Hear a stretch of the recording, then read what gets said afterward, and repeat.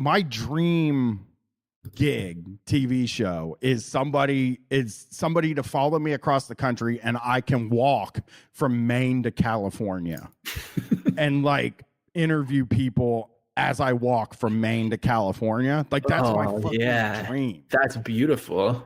Yeah, I walk 25 miles a day during the summer anyway, so it wouldn't even be a big deal for me to do it. It would just be me doing what I normally do, but leaving where I live.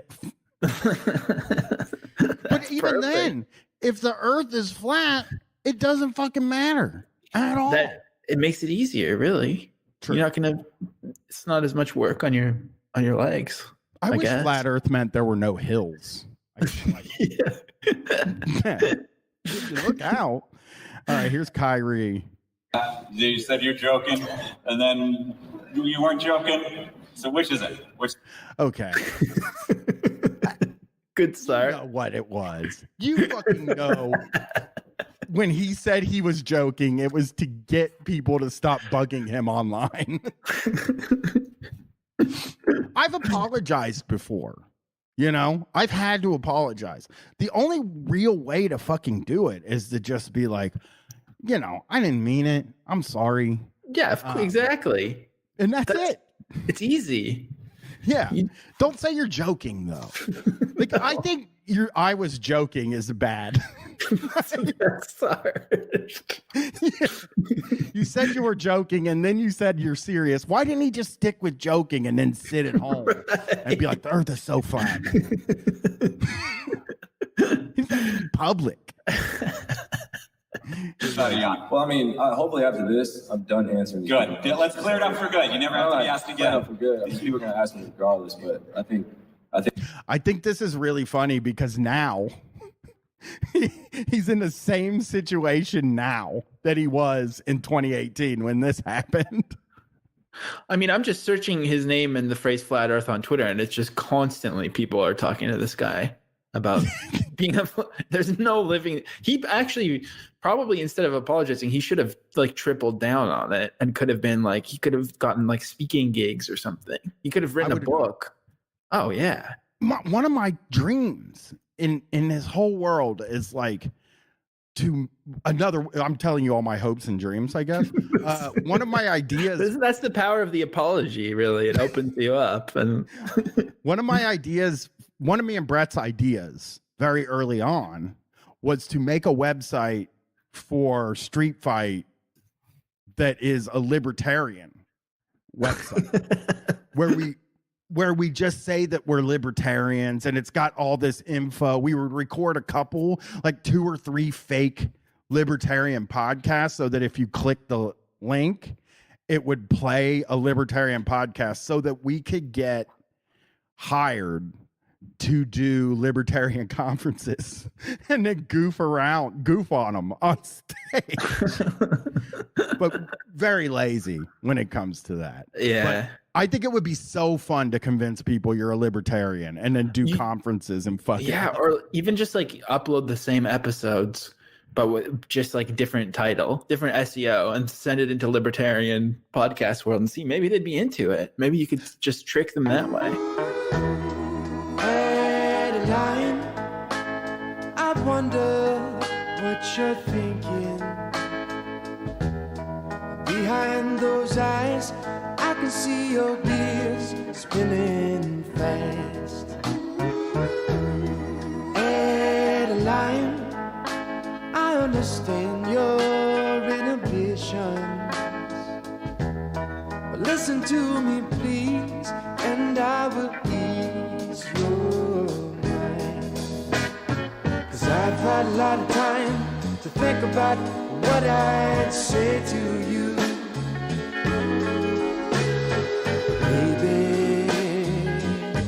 There's nothing to say,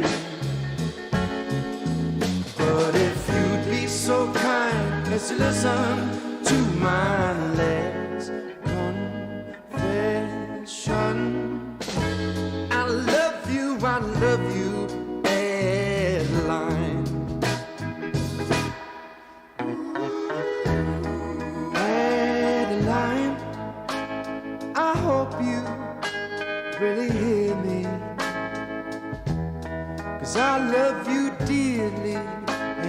need you to know. Adeline, I can't live without you. So please let me tell you what I came here to say. Won't you listen to me? 'Cause I've had a lot of time to think about what I'd say to you. Maybe you're right, and there's nothing to say. But if you'd be so kind as to listen to my last confession, baby.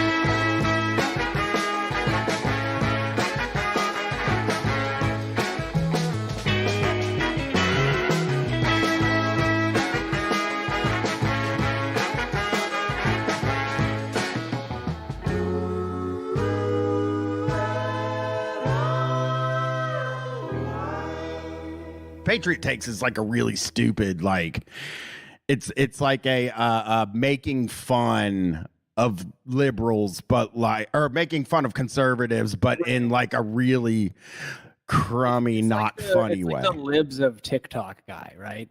Like it's Yeah. No, it is it is there. It's like the Krasensteins if they were doing like The Onion. I was about to say it seems like something run by the it says they're partnered with Midas Touch, and I recognize that name. I feel like that's like Krasenstein adjacent, maybe. But it is. Is those like what is it? Occupy Democrats, which is run by like a different set of identical twins from Florida, apparently. No, which is they got in trouble last week. Occupy Democrats did. I didn't. What did they do? They didn't apologize. Oh, okay. Because they're so like they don't care, but they what they did was they outed somebody's daughter, a Republican politician's daughter, and or they had been outed, and they started like hitting her with shots for like being like gay and having conservative parents. Right. So people were like, that's inappropriate. I don't think you should do that. Yeah. The Krasensteins are apparently in like a big like Bitcoin scam thing right now, or some sort of NFT thing, which is like the least surprising thing ever. But it's like a website called like BitClout. And I've heard.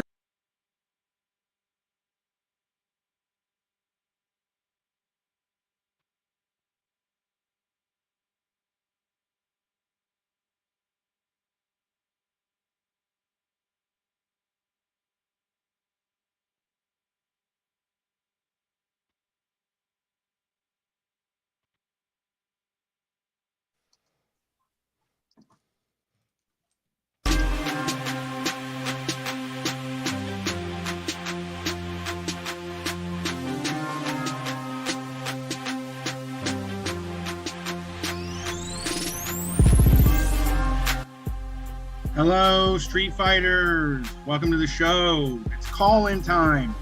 It's 8 p.m. on Sunday night. That's when we do the call-in street fight. 614-655-3887. That's the number to dial.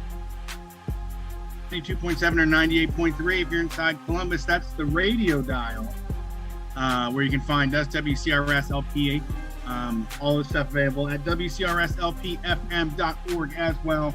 support community radio and Columbus-made content over there at WCRS. If you want to support Street Fight made content, that's over at patreon.com/streetfightradio. Brian's got an amazing new series on the way. Holy Boys updates have been great. Wherever Brian goes, that's where the rest of podcasting goes. He's the king of premium content. So you want to get in now. If you've been hemming and hawing, we need you. Step up, $5 a month. You get access to like hundreds of crazy good episodes right off the rip. So don't hesitate. Head to patreon.com/streetfightradio. And if you want a cool ass IWW, Anarchist, Big Bill Haywood shirt, we got one on the way. We got one. We're taking pre-orders. Head to store.streetfightradio.com. Pre-orders for that shirt and a tank top version. We're doing tanks. Socialist and libertarian socialist tanks. And you can find us at store.streetfightradio.com. They're great. They're by Zach Bath, who is also a listener and a really good artist, and happy to collab with them. Hell yeah. How's it going, Brett? I'm doing pretty good. I actually made like a smart money decision today because there's a race in Ohio about an hour away, an IndyCar race, and I was gonna have my kid, and she doesn't really like to go, just me and her, and I understand it's pretty boring. So I kind of counted myself out. Then my mom swooped in and was like, hey, I'm gonna come get her on Sunday. And I was like, oh my God, this is the perfect chance. I can go to the race. But I didn't spend the money on the ticket. I just stayed home and taste tested a new crazy energy drink and watched the race, enjoyed it at the house. But I also maybe cursed Pato O'Ward as well on accident. Do that for appealing to the Lord, thought I knew the Lord's plans. I spoke of the Lord's plans before they were laid out and got egg on my face. So I'm staying out of that. I'm staying out of the Lord's work from now on. I'll get you every time. The Heavenly Father will get you. I know. He certainly will. I love the Duplantis guy. I do love you and Tom talking about Duplantis. I do think it's just the most ballsiest maneuver. I mean, you got to keep one up in each other. He's been to heaven. I think that's like he's confident what he saw. You know, like he went. He went. Sounded like it sucked to me though, and I'm not trying to be Marilyn Manson. Yeah, I mean, it sounded like a small Midwestern downtown. It sounded like pretty like mid-level meatloaf for dinner every night, you know? I would say what frustrates me about heaven, according to Jesse Duplantis, what frustrates me about heaven is he can't describe anything, which is extremely such a goofy thing about him, where he's just like, there was a smell, and you ain't never smelled that smell before, but it was the best smell you've ever smelled. That's like, all right, so that's one thing I don't know. But I'm also, when people in the congregation just start tossing shit out, roses. The guy's like, roses. He's like, better. No, even better than bouquet of roses. Yeah. I'm starting this week. The thing I'm starting this week is already time for Brian to start, really watching some crap. Is Point Break 2015. We're going to go look at that trend in the 2010s of remaking classic action movies. And it's kind of exciting, actually, even though I know none of them will be good. Not a single fucking one. I'll say I left away feeling happy about Dread, RoboCop. I did like, and that was probably it. We're doing RoboCop, not doing Dread. Actually, I got Jesse Farrar coming on with me to do Total Recall. And when I gave him his choices, he was like, "Where's Dread?" And I was like, "We ain't fucking doing Dread. That one's good. Like, why would I do something good?" You should do a good one and just mix it up, just so you can talk about how awesome shit was for once. Well, I'm kind of hoping one of them is sneaky good. You know what I mean? That's the thing I sort of think is like, what if like one of them is slept on? I know I saw Total Recall and it wasn't very good. I know I started Point Break and was like, I'm not even ever gonna watch. I will never finish this movie, and now I gotta But is finish it. Is it millennials or like what is it, bank robbing? Is it like, are they stealing like computer codes or something, or like some sort of crypto software? What is it? I don't know. Well, it's 2014 or it's 2015. Okay. They are not surfers as much as they are extreme sports athletes doing heists in a way that you've never seen before. You get what I'm saying? They live in an imaginary world where there's just so like the Red Bull team. It's basically the Red Bull extreme sports team. Like all the drivers, all the backflippers on skateboards, cars, whatever the fuck it is, all those people working together and using all of their talents to pull off a heist. I'm in. No, but it's you're in not the gonna Boom Boom see Huck that. Jam. Robbed a bank. You're not going to actually see that, though. I do not think it's not a heist movie, which would be a good thing to do. Like, that's how I would do it, right? Hey, we're planning a fucking heist. That's going to be great. Yeah. It's going to be a good fucking time. I don't think you see the planning. I think you just see it play out. And then the cop guy is, undercover doing it. I don't know. The guys in it, though, Brent, I'm going to tell you this right now. You have never heard of any of the guys in this movie. Oh, really? They're just stand-ins? And that's the thing about Point Break. The original one was like two extremely famous guys. Right. Right? Like it was that should be a legacy role. That should be something that gets remade with people. I forgot the name of that shit, but go ahead. But okay, so here you go. Johnny Utah is played by Luke Bracey. Bracey. Who? Luke, Luke Bracey. Bracey. Yeah. I'm gonna see if it should be like A Star Is Born. It should be like A Star Is Born, where they remake it with like the hottest people at the time. Again, Luke Gravy? Luke Bracey. I'm looking at his movies now. He's not doing great. I gotta say. He was in a movie in 2020 called Holiday. That's promising. He's in Elvis. He's in Elvis. Okay. So he's doing better than us. He was in G.I. Joe Retaliation too, which a movie I enjoyed. Are you curious about that Elvis movie? Is it too bonkers? Do you like Baz Luhrmann shit? I don't like musicals. I do like Elvis though. I'm a big Elvis guy, but I want to hear the Elvis songs by Elvis. Or which one? Fucking not gonna have any fun. Like I want to hear him do Elvis. I want to hear Elvis do Elvis songs. I don't hear another guy do it. Right. I mean, the impersonator though, it's a long tradition in American culture. That is true. There's So plenty of people that can do the job. The guy that plays the Patrick Swayze role is a little more famous. It is Edgar Ramirez. He was in okay, here's his movies. Stonily Staring Off in the Distance. Yes Day looks like one that he was in that people might have heard of. Maybe Deliver Us from Evil. What is that? He was in Domino, which is a fresh movie that I watched. Never seen it. Oh, you've never seen that? Man, this looks like a different universe. Looking at the movies he in looks like a universe. Where did these go? Where did these come from? The 355 is one I know of. That's one I know, and I remember. Yeah, that's a popular. Jungle Cruise with that's a horrible. The Rock. Yeah. I mean, I think these guys get in one bad movie, and then they're only allowed to do bad movies. Yeah, he was in Bright. Yeah. You're just reliable enough, and to fill space. Yeah, that's what I was reading that. I mean, yeah, that's the thing that's been weird about looking these movies up is like you got these movies that like Total Recall has a star in it. It's Colin Farrell, which I know people talk shit about Colin Farrell, but I think he kicks ass. Okay. I'm a Colin Farrell head. Wow.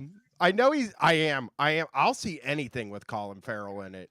I love his stuff. He worked with Yorgos Lanthimos, the best. But I also like most of his stuff, even though I don't. Yeah, those are his best performances. Most of his American big movies, I don't know what he's done. Yeah, Total Recall 2012. I will be covering that. And Nightmare on Elm Street from 2010 with Jackie Earle Haley as Freddy Krueger. And then Red they were Dawn. all over that Rorschach. They really that was like the Joker of the time. They were just like, this fucking Rorschach is so bizarre, man. Like, this guy has no allegiance to anybody, you know? He's just he's a reflection of your own hatred right back at you, you know? And then they made him be Freddy. So I'm making Brett watch Red Dawn 2012. I where didn't North see Korea this one. knocks all of our computers out. You just almost, you could have gotten lucky there, Brett, that I set up all of the people that are doing them and the movies they're doing, and I didn't know that Colin Farrell was in Fright Night 2011. As a matter of fact, I didn't even know they made Fright Night 2011. I saw that one in theater. That one was pretty good. I left happy. Yeah, I saw the new Jason in theaters. Yeah, that was a good one too. Not bad. Not bad at all. It looked gritty. It had a lot of fan servicey stuff. I liked it. Yeah. I've been watching. I'll watch any of that crap, man. I've been watching Freddy's like crazy. Yeah. I ripped through like 3 to 6. Me and Rachel did. I'm a big fan of 3, 4, 5, and Freddy's Dead. I mean, 1 is good, and like the new thing where like it's like, hey, everybody likes Nightmare on Elm Street 2 is like a truly like mind-blowing thing to me, but I understand it now. I didn't know any out queer people or anything back then, and I get why they would like this movie. You know, I understand what when I watched that documentary about the guy that starred in it, and he kind of talked about how like people always come up to him and say, hey, you know, but you know, the movie was hated because it didn't make any sense when you put it up against the first one. Because that's something I love. And that was like, so for the series I'm doing now, where I'm doing remakes, the thought I had was sequels that because there are a lot of sequels that like I think get like a bad rap that aren't like really that bad, you know? Oh, really? But I felt like it was gonna be all horror movies and then like Universal Soldier 7 or something like that. Yeah, I wonder if maybe is there a Boondock Saints 3 out there? I know there is one coming. Okay. I know for a fact. I looked that up. Boondock Saints 3. I don't remember where I saw it, but yeah, they're making a part 3, and even I don't think anybody liked part 2, which I love when they do that too. You know, it's like nobody likes this. Oh well, you know, we'll make another one. Yeah, it's got the 2 guys in it. It is. There's going to be a number 3. It's going to be a television series, maybe. Oh, never mind. That's canceled. It's a movie. Yeah. I love that shit, though. I mean, you know, I got to watching a Mormon show. I found that PBS Mormons episode. Okay. Been really into that. I watched a lot of that today because I was trying to rest because I'm going on a trip to Alpena, Michigan. Okay. Which is a place that is so far in the middle of nowhere that me and my wife were going to maybe go see Thor while we were out there. And there's no movie theater within 50 miles. There's no movie theater within an hour and 15 minutes of where we're staying. It is... No, I looked all over. And as I was looking, I was thinking like, man, I thought everywhere in America was within 25 minutes to a movie theater. And that's what happens when you live in the city most of your adult life. Yeah. I guess I don't usually look for theaters. I guess it is a popular thing to do. It's cheap and it wastes time. Yeah. Yeah, and I make fun of the Thors and stuff like that, but I gotta see it. That's like kind of like jury duty. You gotta go see the Thor, and you know my wife likes the funny ones. You know, sure. The Goof 'em most. I ups. mean, yeah, most people didn't like that. Nobody I knew liked Doctor Strange, but like Thor is a goof movie. They goof around a lot in it, and it's got the Guardians of the Galaxy. Chris Pratt. Who did you hear about? Chris Pratt, Brett? No. What do you do? Not religious. He's turned into one of those guys now. He is Christian, yet he is not religious, which is a thing Christians do. Oh no. Oh Yeah. no. I hate it when they What does give that up mean? on it.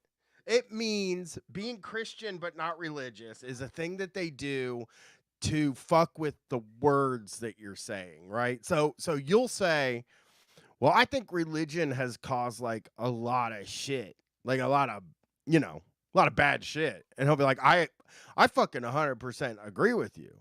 And that's why I'm not religious. I'm Christian. I am not religious. I'm spiritual. Oh, gotcha. And then they don't have to answer. Like I'm not a member of a church. Yep. And they don't have to answer for any of the bad stuff. Which is look, my mansion here in the Hollywood Hills is my church. Yeah. To talk to my Jesus Christ that has blessed me a lot.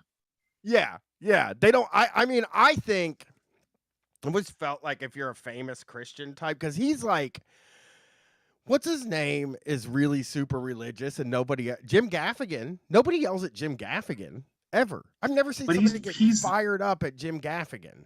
He's probably in like a Unitarian church or something. Like No. he seems like he's like a women pastor church, or is he Catholic? No, he's a Quiverful dude. No, where he's got like oh yeah, 35 we million reject kids. that. Yeah. Oh, I didn't know he's got a that. ton Yeah, of that's kids. dangerous.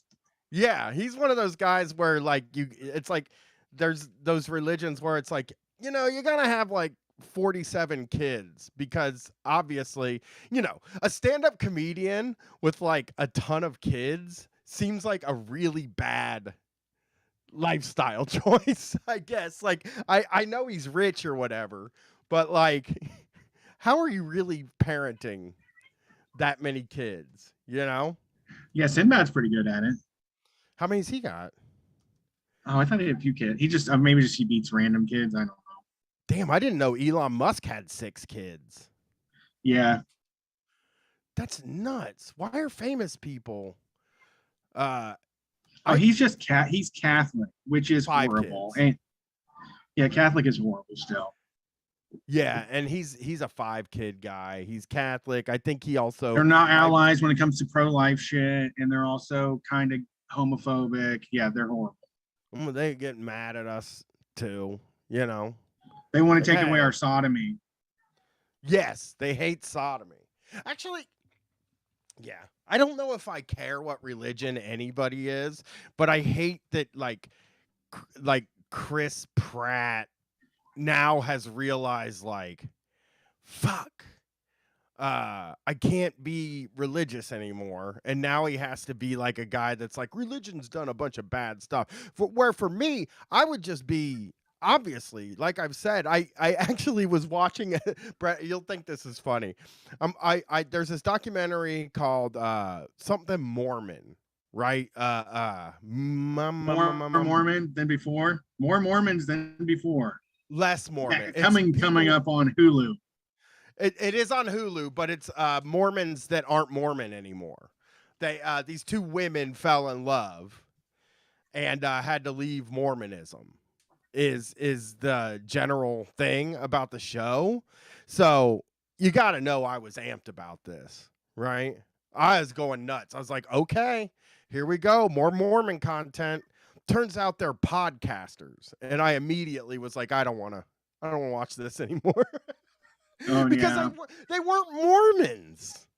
You know what? Mormon Yeah. No More. Mormon No More is what it's called. And they weren't Mormons anymore. I'm like, why am I watching this show about Mormons with there ain't no Mormons? And they didn't even talk about being Mormons. They just talked about like not being Mormons. And I was like, no, that's not what we're looking for. Like, what's okay? different or what?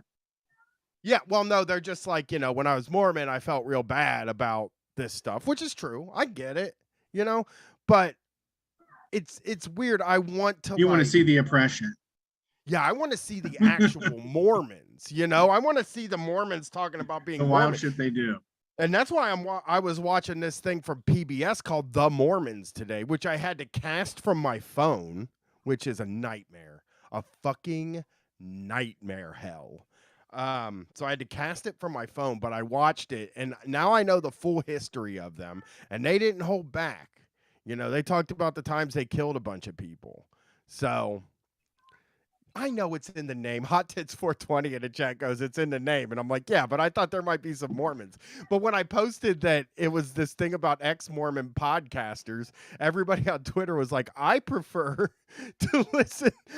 He said, I prefer to listen to pre-Mormon podcasters. It's like, now I'm being called a pre-Mormon podcaster. It's a new market. I'm not jumping. It's a I'm bad not jumping. one.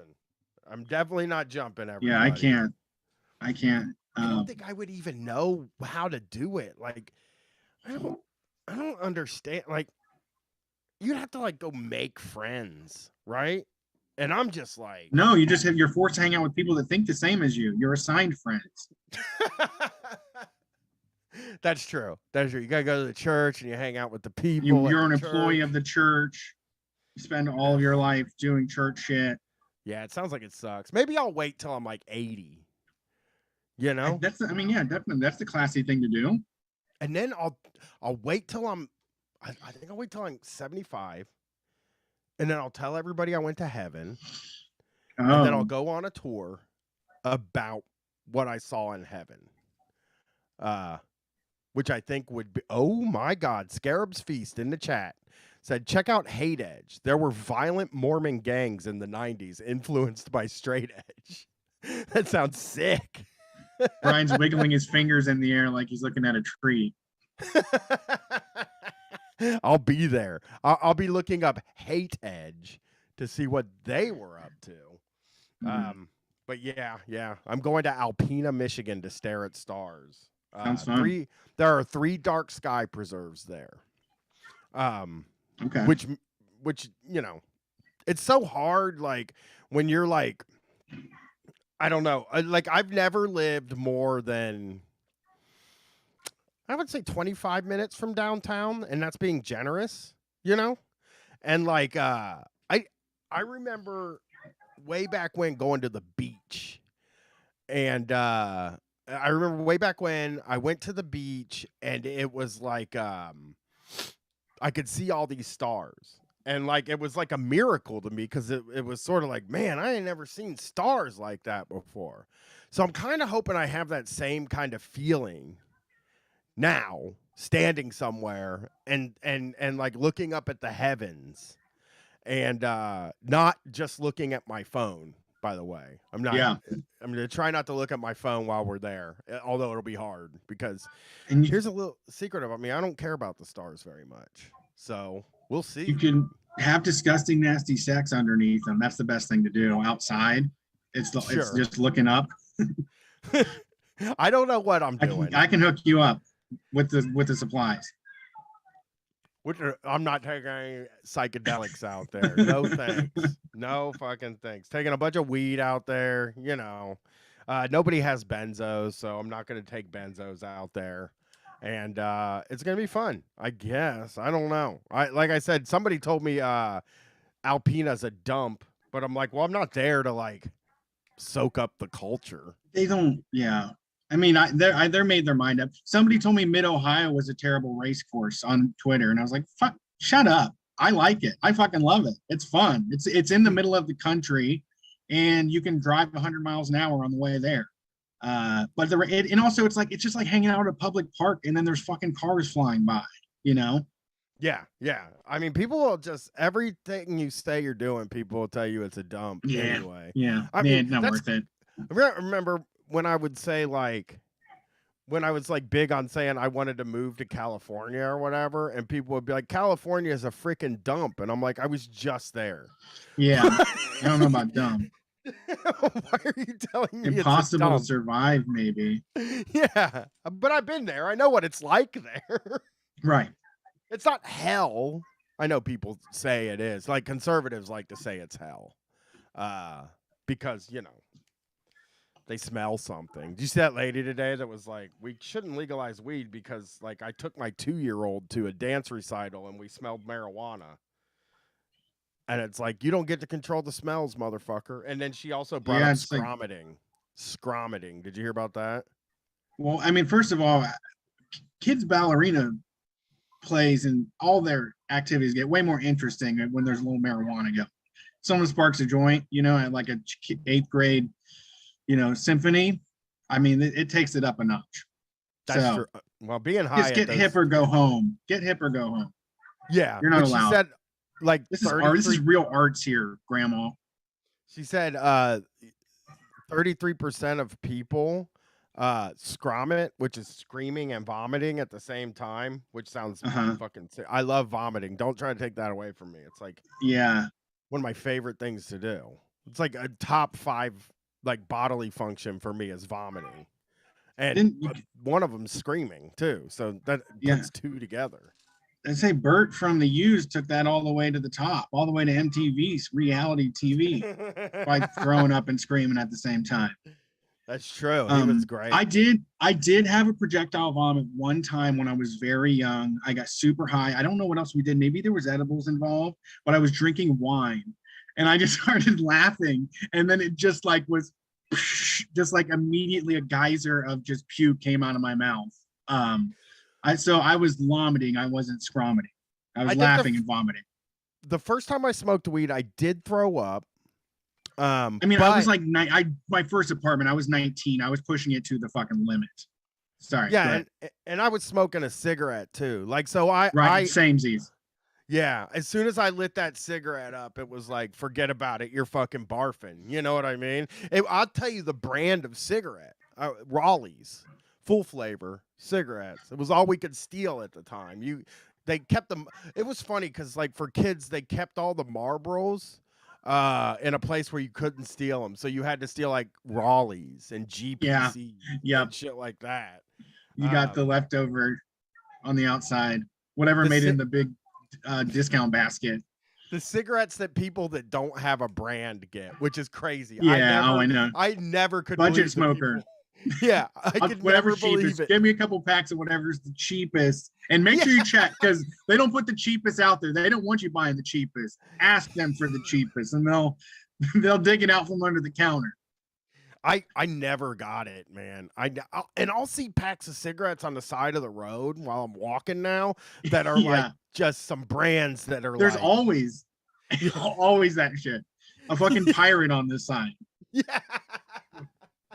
And then they'll say they've been around since like 1741.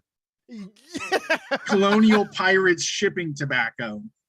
Yes, and they're so fucking American Glory is a kind of cigarette.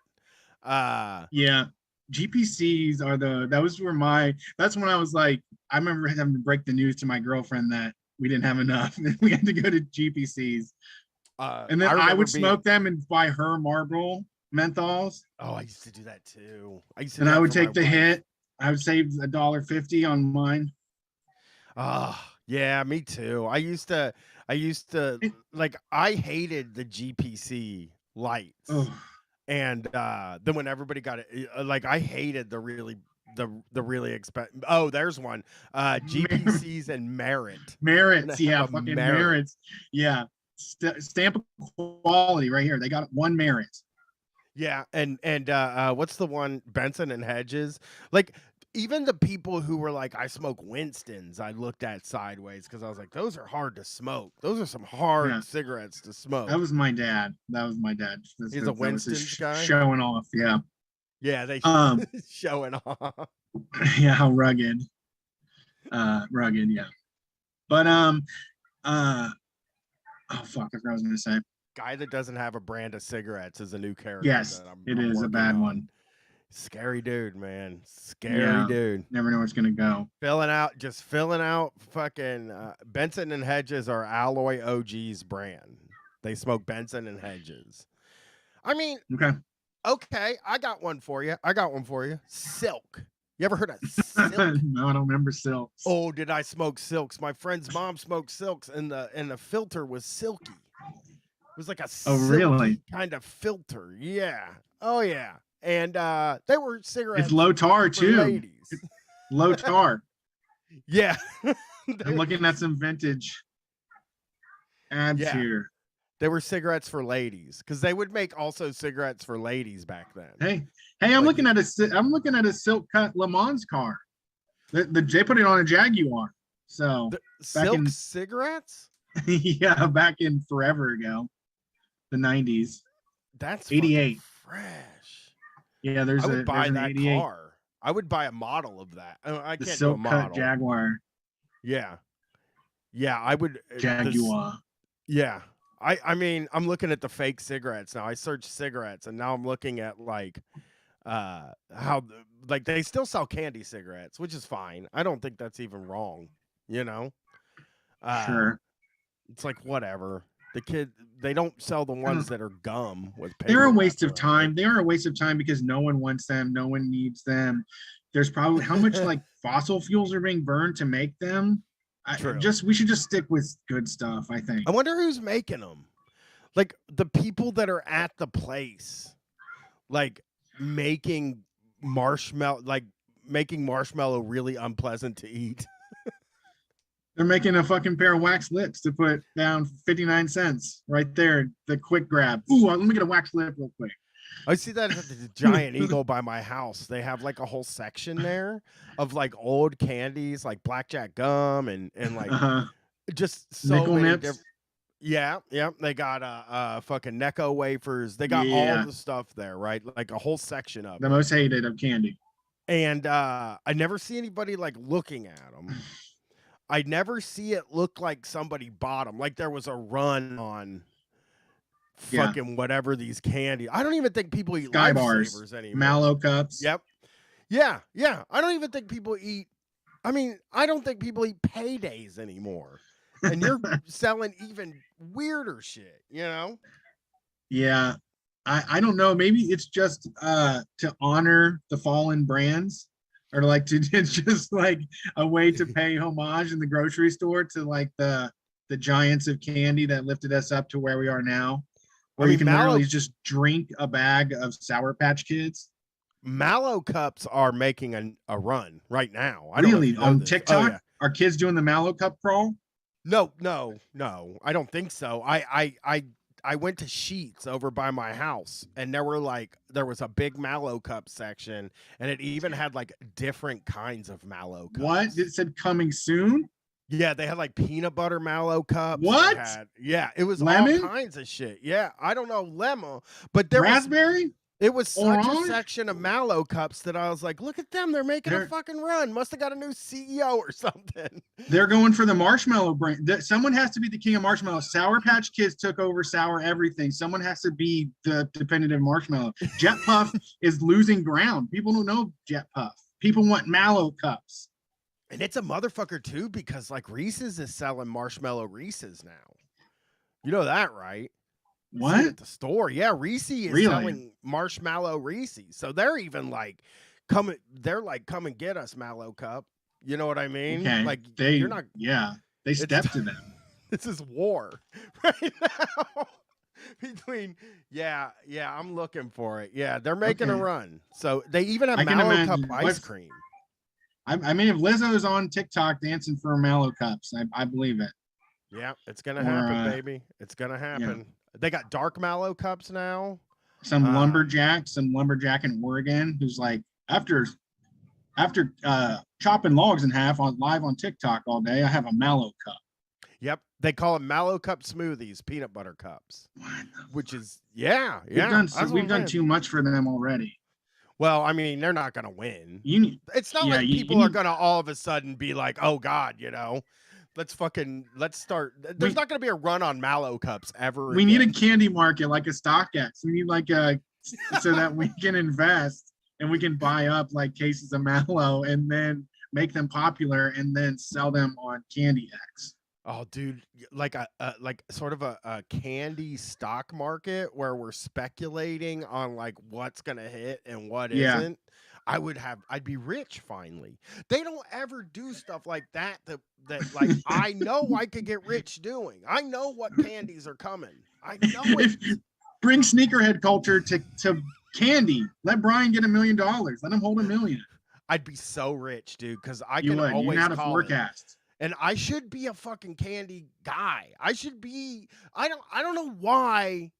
Like one of these small candy companies don't come to me and say like, "Hey, dude, what's coming?" And you know what I'd say? I'd say Reese's sticks. Fucking buying. We're buying on Reese's sticks right now. They're about to take over the fucking world. You know, Sure. 'Cause that's what I'm into is Reese's sticks and caramellos. So, Okay. you know, we're buying on that. We're not buying on Mallow Cups. They also started doing the family size, really long Reeses Cups where you get 6 in a pack. And I think they were doing that with Mallow Cups too. The Sheets by my house has a massive section for this. And I was very surprised to see it, you know, and it's right there in the section by the cash register. Like it would be a impulse buy, right? Like it's like, and that, you know, you put all the best stuff there, you know? Yeah, give me 6 Reeses Cups. Yeah. Oh, I love that. I love that big long. I'm going to Reeses just, Cup gimmick. what I'm going to do is I'm going to take the paper off of them. I'm going to reinsert them into the cardboard shell. I'm going to insert the shell into the corners of my mouth and just slide all 6 down my gullet. Yeah. Yeah. Okay. So we're seeing maintain warheads. I hate to tell you, warheads aren't coming back. That's over. Warheads rock. Yeah, it's done though. Sour Patch Kids fucked up the gum market, and people's Reese's Fast Break. That's like fucking vegetables to me. Like I look at Reese's Fast Break as like it's like an energy bar. Like if I want that, I'll have a Cliff Bar. A smart choice. Yeah, like you're trying to make you're half stepping on the smart choice. Yeah, it's like a healthy candy, and I'm not trying to have a stay back. Health. I don't. No light candy bars, please. Holy fuck! Sudafedrin had a Warheads hard seltzer last night. That's kind of sick. But yeah. I used to eat tear jerkers a lot. Because they were 5 cents at the store. I would take $1 up there, and I would buy 20 of them and fuck my mouth up for days. Okay. Just fucking days. And like I was such an idiot. Like I think if I had just chewed them, I might have been okay. But I licked the sugar off, so it would scrape my tongue like fucking sandpaper. It was the worst feelings in the world. And Shark Bait's got a good one too for everybody. Okay? We got to get to the phones. We can't just talk about candy and make people wait. Brock's nougat candies. That's another good one. Okay? Oh God, yeah. I mean, Brock's the whole operation. What is somebody mentioned that it's money laundering, that you just make product and then you lose money and then you write it off on your taxes. You're like, we made all this nougat. Our business lost $300,000 this year. It's like, oh no. Yeah. Let's take some calls. I will cut the candy talk out, even though it's what I'm passionate about. We got some room if you want to jump in. Yeah, thanks for calling Street Fight. Who are we talking to tonight? Hello. Howdy. Hello. How you doing, guys? It's Poochie D. What's up, Poochie D? How are you? I see you in the chat all the time. I'm good. I finally have the energy to call in this late. Wasn't sure what to talk about. It sounds like you're really in candy mode right now.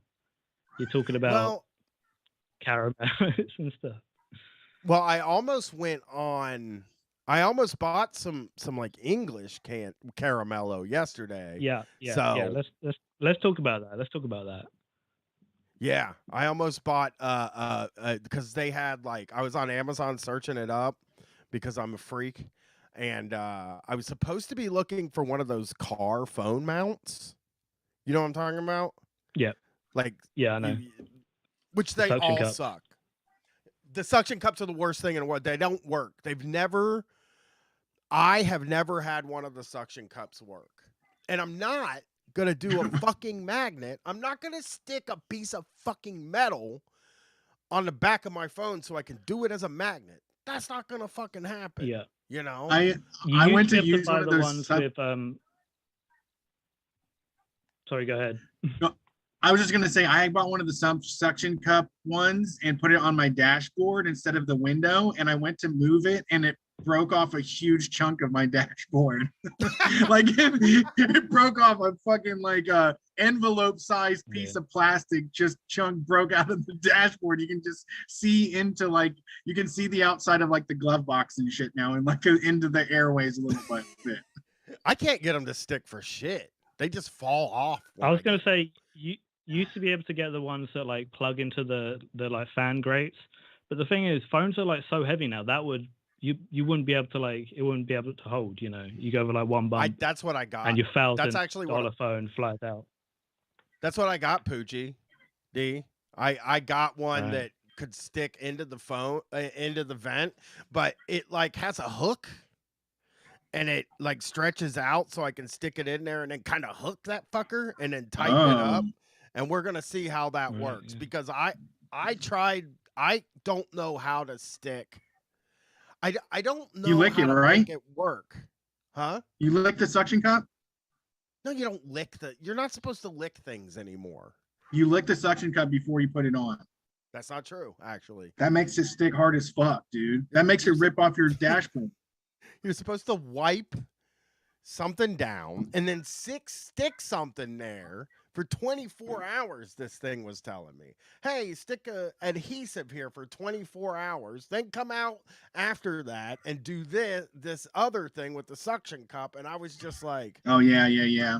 No, I don't want to fucking stick things anywhere. I don't want fucking adhesive anywhere around me. I hate adhesive. So much.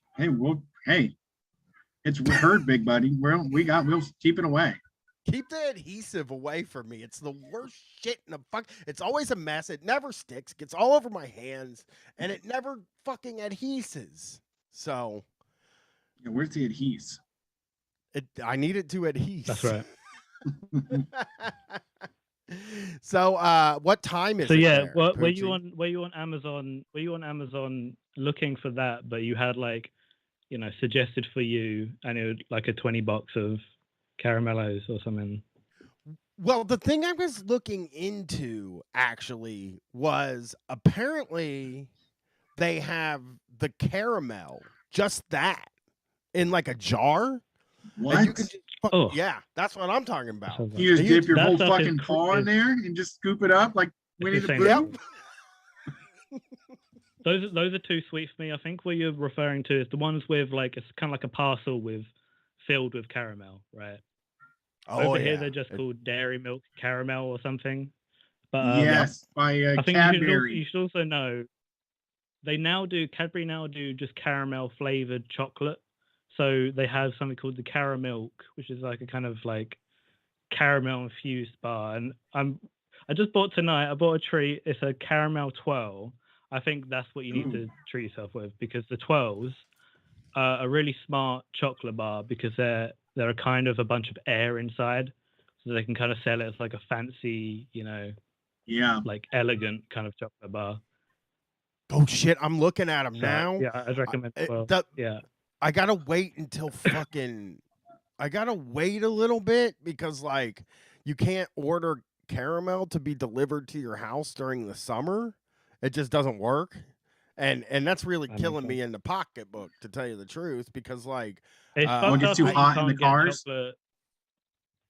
You can't get English chocolate as easily as we can get American chocolate, because we have so many like novelty kind of like shops like that where like you pay like over twice like retail value, but it's like like an Arizona iced tea or a Mike and Ike's or something. You know what y'all don't get though? Joe tea, which is something I'm really into right now. If you can get your hand on a Joe tea. Snapple? Joe tea. Is that a tea? Snapple? No, that stuff's too sweet for me. I can't. That stuff like burns. Any Snapple, Arizona. God, I would never try a Bang. Oh, those Bang energy drinks? Bangs are wild, yeah. Yeah, no way. I haven't never had I'll have one. like an original Monster and like make it last all day. That stuff That is is like the weirdest. That's like acid. that's like people that say I drink my coffee all day. That's like black I'll brew a coffee. pot and I'll drink it all day. It's I a would monster. do if I didn't find cold coffee is disgusting to me, so I do drink that quickly. But if I may, I'm glad you're also talking about movies tonight because that tied into my job I wanted to talk about. Sweet. If that's all right. Yeah, So, go for it. last time I called in was like ages ago. It was well over a year ago now, and I was saying like, oh, you know, I feel weird calling in to this like job, the podcast. Everyone talks about their job when I didn't have one at the time. But since then, I got a job working for a CGI company, which was really cool for a while. And then after like a year and a half, you know, the cracks really start to show. But I do really like telling people about it because it's just, you know, it's fun for me to like, you know, explain anything I can, even though I don't have a super exciting role. But yeah. Like, are you working on like? Because the thing about CGI that always kind of gets me is like, some of the stuff you're working on, I assume, is like fucking airplanes crashing into stuff and shit like that, right? And then the other stuff you're working on, I could rattle off the big hits. All right, yeah, I work for the company I'm that here did for it. The Lion King. Speaking of remakes, right? It's basically all that. I work on like they did like a kind of newer branch where they work on episodic stuff. But their like big stuff is the Lion King and bunch of other Disney stuff. Just some huge movies, but like mainly I work on TV. The only thing I've worked on so far, it's been a strange job because I've worked on the same show for like a whole year now, and I'm going to be doing the same thing for another year because they've done season 2, and it's the dinosaur show on Apple TV Plus, which I don't have. I haven't seen it. It's called Prehistoric Planet. Have you ever heard of that? The new dinosaurs? I saw it. Like, yeah. I'm the baby gotta love me dinosaurs? No, Brett. No, this is intelligent people dinosaurs. Oh, but they're dinosaurs with feathers. No. There is a dinosaur with feathers in the new Jurassic Park. Every dinosaur has feathers now. All of them are chickens now. I think people are. Oh wait, and big sparrows and shit. That, right? Like I'm mad about it. I'm a little mad about it.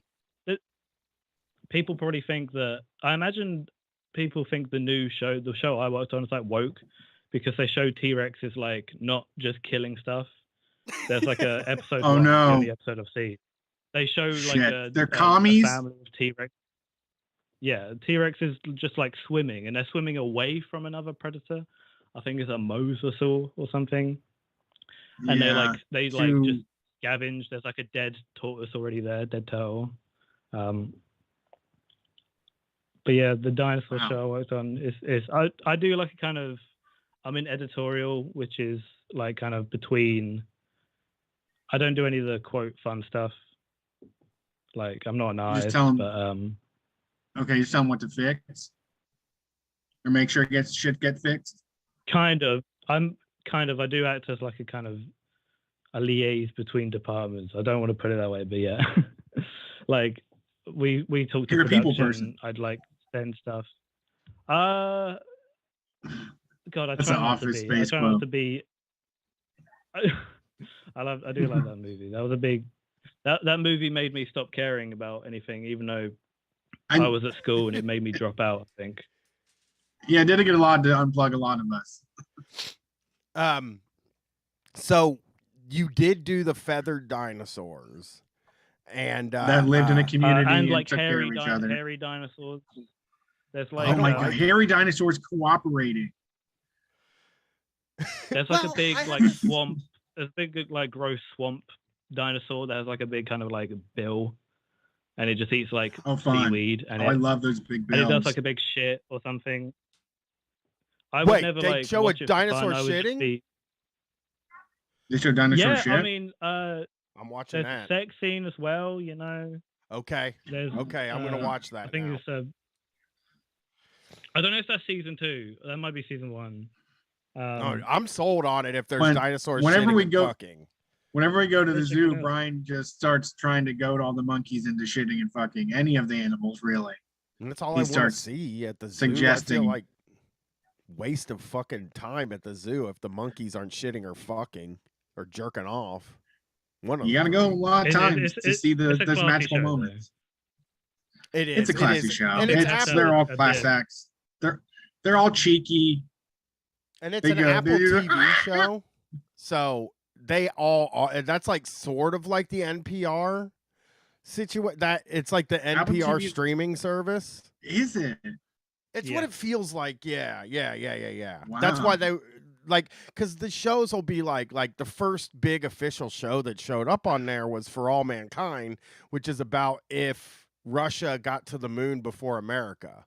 And big spoiler here, if Russia got to the moon before us, we would kick it into high gear and we would already be in Mars before the 90s. So Oh, cool. in the show about Just us imagine. losing, Just imagine what we would have done. in the show about us losing the space race, we win Yeah. the space race. Horrible propaganda. But yeah, there are what else is on there? But because the dinosaur show's like their Not much. nature show, and people are into Yeah. dinosaurs right now. Again, They're cute and which- It's a soft and big kind of get cuddly. because This I'm thing the should be baby. on like BBC One. Like it's just like it's basically the same format as the big ones, Blue Planet, Planet Earth. Yeah. Same kind of style of. I mean, it's David Attenborough, who I think they're gonna get to like they're gonna AI his voice when he dies. I think because it's so Yeah. crucial. So like He's the only one that we can trust. He's the only Like, one I that we won't- I know won't like watch we're anything getting the with- real. when I watch like clips on YouTube and it's some other guy, some other English guy, or just some random American, it just doesn't sound. It's a comforting. It's a voice that tells you you're like learning stuff, and it's a smart show. He could, man. I He think. could make a grip off that AI voice if they let him download like all the words. He read all the words he could to him. Yeah, But I mean, they're that's doing reads that all now. the They did that in words. they did that in the Kenobi show for Darth Vader. That's why it sounds like just so bad. I think they've like So- What? yeah, just kind of if you listen to Darth Vader in the new Kenobi show, it sounds like the uberduck.ai or whatever, where you type in whatever, put Darth Vader, and it doesn't sound that far away from that. Yeah, so Because they he's, have like, just 90 Darth years Vader old. words. Yeah. James Earl Jones too old Like, to he do said Darth enough Vader, stuff. so they're just like, oh yeah. He's not I going mean, to how say many anything different- that surprising. Yeah, I mean, I would want to get like a few cusses in there just because, like, you never know where we're gonna end up in the future, where Darth Vader might need to say fuck or motherfucker or Yeah. blowjob or something like I think they that. must But be other doing than that. that, Right. yeah, I think they hope must be so. like preparing like old actors for like the next step. Because when they I mean, did There's a really good Grand Moff movie. Tarkin in Rogue One or something, they got lucky because there were just like molds of people's faces. But in the future, I don't know. There's a But, really great mind-bending sci-fi movie called The Congress that is exactly I was about just that. thinking about. I was and, actually just thinking it's about. Yeah, I fucking haven't seen it, wild. but yeah. the Congress. But yeah, I it mean, is a depressing job sometimes because I just think about that shit at work. yeah, I mean, I feel bad, and I'm going to apologize to you now because I complain about CGI Thank all you. the time. I don't want to put you out of work. I just hate it. You know. Oh well, me Well, I me don't too. I was- hate it. Like you're talking about RoboCop. Like how perfect is the first one because it is like not just an action movie. It is like a master parts in there that are like practical. They are like the top of their game really. The Like- RoboCop. Like I just the- love RoboCop so much. I'm glad you're gonna One talk of about the- the remake. One of the RoboCop things has made like an impression on me for the rest of my life is that dude getting hit with the toxic waste and he's just like Mhm. melting and crawling towards the car and then somebody hits him Wow. and he I'm just going help me. liquefies. Yeah. Yeah, that Yeah. fucked me up as a kid. That and I'll tell Oh, you it's another got it. practical effect thing that I thought about going back and watching recently because it fucked my world up back when I was a kid is Jeff Goldblum in The Fly. Like Mhm. that Jesus. movie that movie really fucking traumatized me. Yeah, as it's a kid. scary. You only get to see brief flashes of it, and then you're just like terrified. Just you start filling in the blanks in your mind. You're like, "What the fuck did I just see?" Is that possible? Yeah. What are movies? Are they real? Yeah. Can they be real? Well, it's hard I to couldn't imagine watch a watching movie. RoboCop as a kid. Yeah, I saw I it when I did. was really I had young. bad parents. Seeing the main character, like you don't just see like random people getting horribly like blown up. Their characters that are established, like the toxic waste guy, like Emil. Everyone loves Emil.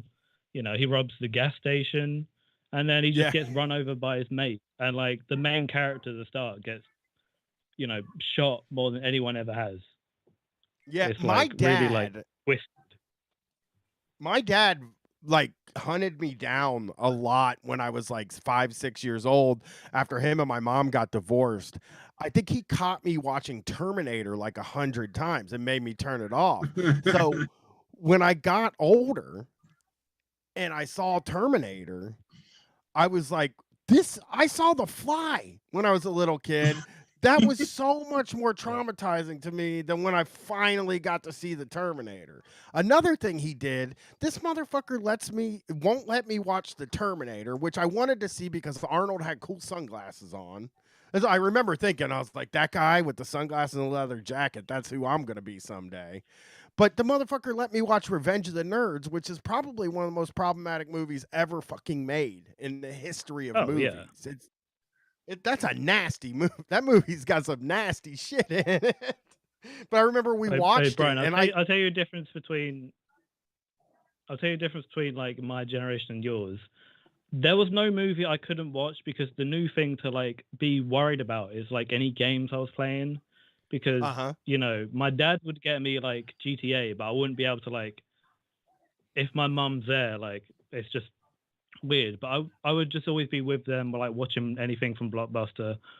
Luckily, not any like good horror movies that are actually scary, but like really like weird. I mean, like around the time Saw was coming out, I saw like bits of Saw, and that stuff I've never stuck seen with me. Like, yeah, that would fuck You've me never up. seen Saw? I think I've never seen any of the Saw movies because the torture thing is the thing that will like I will feel like I'm going to cry. It is a big challenge. Yeah, I get sad. I feel like you're when I missing see out it. on like there's just so many of them, and it's like it suffers from like just a million sequels. It gets really stupid. I love but that. It is. I mean, that's basically what still me and torture porn. when me and Brett were talking about the Nightmare on Elm Street movies. I mean, I gotta say, like Part 3 through Freddy's Dead were just some of the best movies I saw as a kid. I couldn't believe it. And when I started doing research for this miniseries I'm doing, which I'm watching the new Nightmare on Elm Street, the stuff I started reading was like, well, they took it back to what the people wanted, which is a serious Freddy. And I'm like, I don't think you know what the people wanted. We liked the Freddy that was goofing off and telling jokes and then killing people. Not fucking, we're going to take it back, man. We're going to, he's a pedophile and he gets all burned up. It's like, I don't want to watch I think that I'm a serious Freddy guy because my favorites would be the first one and the last one, which is New Nightmare, where it's like a kind of weird, it's about the actual actress and stuff. And the scariest stuff in that is just like he's after the kid, and it's just like a movie about a mother being like really like just protective over like their kids, and they can't do anything. And I found it really scary, but like obviously Freddy, yeah, like the funny stuff, but it's too late for me because now I know like the rap, like the rap with the Fat Boys and stuff. I love that song. That's my first tape. That's the first tape I ever bought in my life is the Fat Boys, Are You Ready for Freddy from Nightmare on Elm Street 3. Oh, did I listen to that song 5,000 times. I loved It's not I a saw bad Freddy song. way Freddy's too really young. bad. Yeah, It really is yeah. like, my name is Freddy. Yeah, because the thing about it is like, so people don't know this, but in Nightmare on Elm Street 3, there is a Fat Boys rap on the album for the Dream Warriors. There's a Fat Boys rap called Are You Ready for Freddy? And Robert Englund is doing the Freddy voice in the song, and I loved it. And then fucking Fresh Prince had like a huge fucking hit with Nightmare on My Street, where he's doing Freddy, but it's a different guy doing the voice. And everybody really? loved that song. I think that's the one I've heard. What? Brett? Who? The Fresh Prince, Will Smith. Oh, I thought you said Prince, not That'd the be Fresh fresh. Prince. I was But- like, Prince, holy shit. How did I never hear about that? But everybody loved that song, and they didn't even know about the Fat Boy song. And that's when I knew, Brian, you're fucking just different from everybody else. Yeah. You're not the same. You're fucking, You're Brian, you care if it's the real Freddie singing. yeah, you're a different kind of fan. You're hardcore. Yeah. Scary Terry All right, in the all right, chat. guys. It came up. All right. Thanks, Colin Poochie. That conversation really went also- to places. I'll let someone else off. It was fun. Thanks, guys. Thank I'll you call for in calling when I have back. a complaint Please call about back. it. I'll be back. Nice. See All ya. right. We want to Yeah, hear about artistry. candies too. Are Tim you Tams ready? and shit. That's Australia. Are you ready Oh, for shit. Freddie? Is such a fresh song. And Nightmare on My Street is a dog of shit. Okay. Fair. Hated it.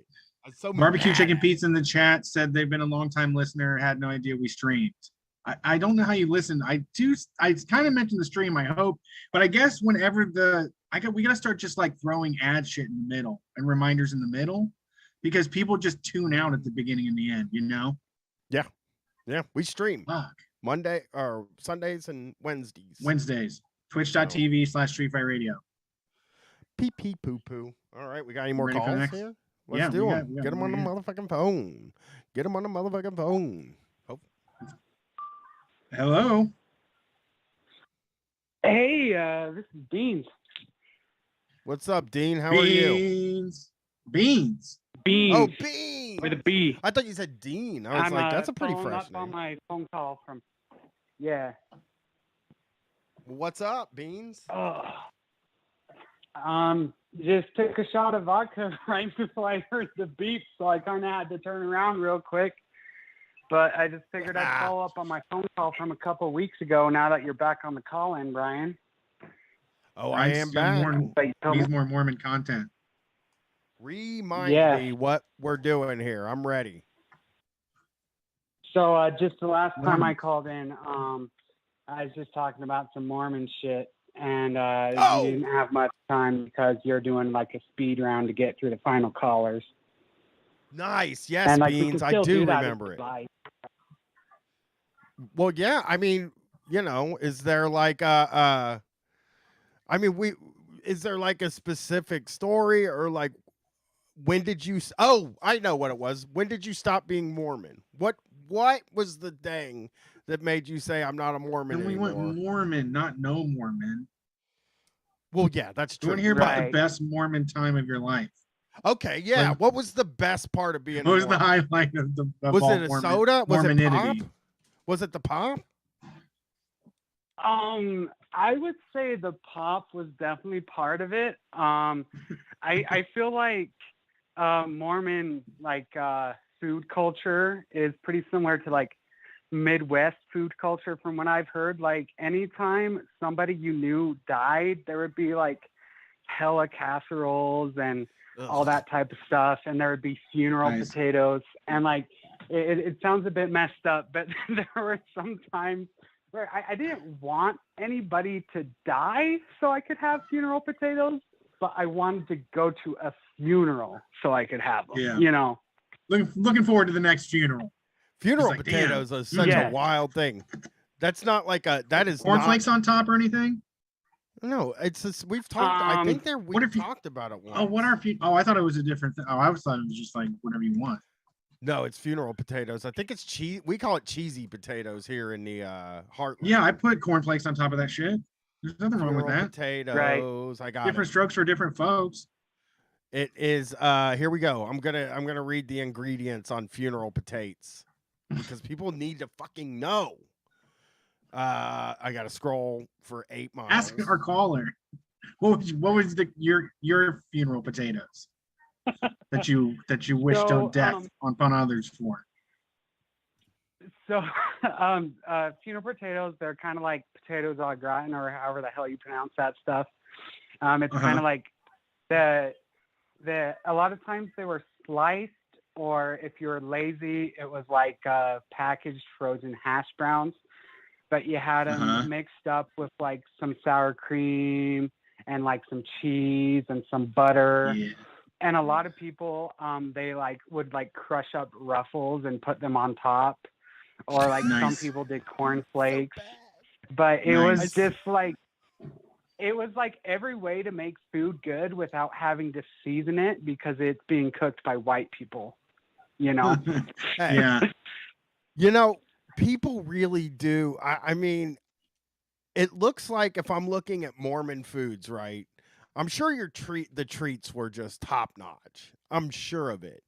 But when I Google Mormon foods, I get the vibe that it reminds me of like, I mean, Thanksgiving for me.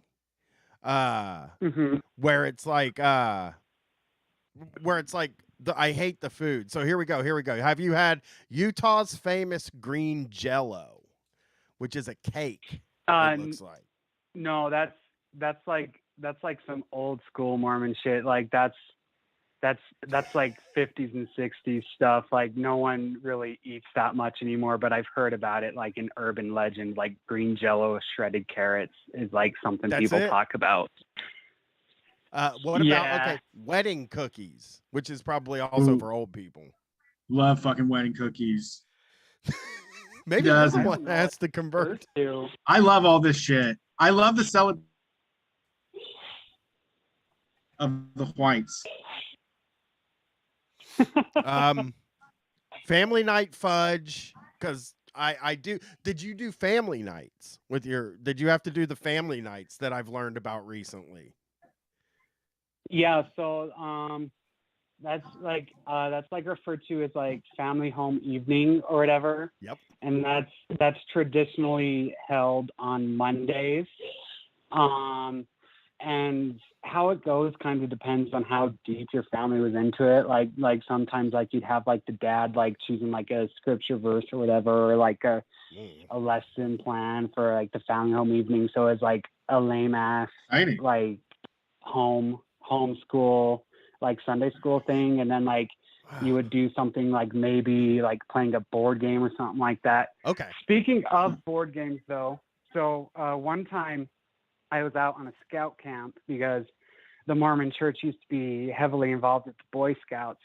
Oh yeah. And me and a couple other people that were there were playing just some cards, like with, I can't even remember the game. I think it might have been like Egyptian rat race or something. And one of the leaders that was there got upset that we were playing with face cards on a church length camping trip. Like he was throwing shit around and said damn the first time we ever heard him say damn. It was intense. For what? Like idolatry or something?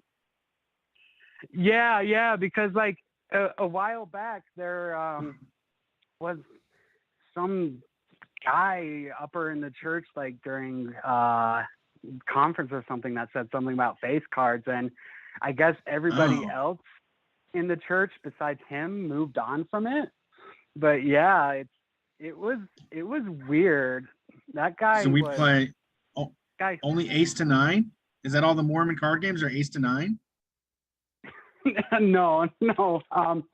What about those rascally jokers? Fucking what? A joker probably has to be a pretty unsettling sight. Right. What's funny? Chaos and disorder everywhere. He's got a little baton with a bell on it that he's going to shake and make noise. There's going to be revelry. He's going to bring bards around. It's going to be fucking trouble. There's going to be a whole king's court here taken away from the Lord. I do have to say that I think that's something I find kind of interesting about the church, right?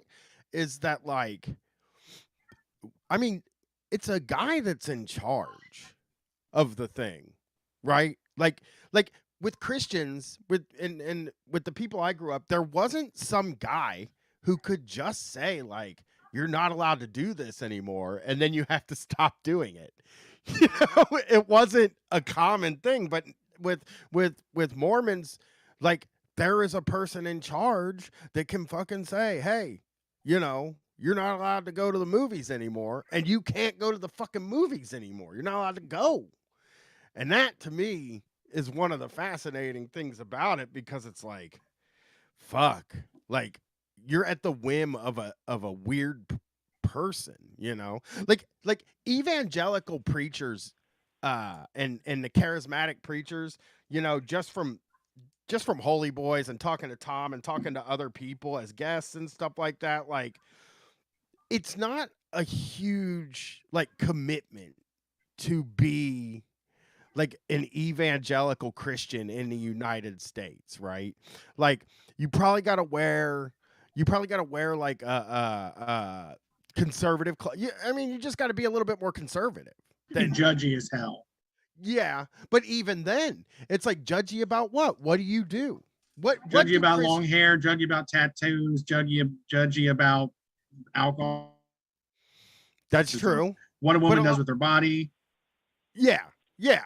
But I'm saying that like as far as a personal sort of cost that comes with being an evangelical Christian, it feels relatively low compared to some of these other ones where there are rules, you know, there's no rules for these Christian people in the world. They don't have it's completely selfish.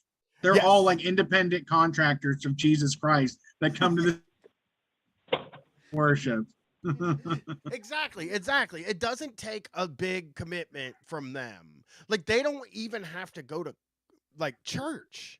You know, like most of the Christians like my stepdad was a Christian and like he never went to church. There was never a time that he was going to church at all. But he loved He never Jesus. hit you with the Bible or threw one at you? No. And believe me, he probably wanted to. I remember when he crushed my White Zombie CD and I was thoroughly pissed. I actually called my dad and said, tell him I'm allowed to listen to satanic music. You know, Dad, you just need some pussy liquor. I was there for the summer and like he was like, you're going to be Christian now. And then I would get on the phone with my dad and be like, he's making me be Christian. And, you know, I'm like 12 years old. So I already smoke like 12 or 13. Like I already smoked cigarettes. I actually had to go when I was 16 for like 3 weeks. Right after I got caught smoking and dyed my hair purple. And like the guy had a fucking meltdown when I got there because I guess looked like a fucking freak, but I had already been going to concerts and stuff like that. So like he's like, you're Christian now when you're here in Kansas. And I'm like, I don't think I am. Like but I had borders. Yeah. I had to go to church. And we're talking being there for 3 weeks.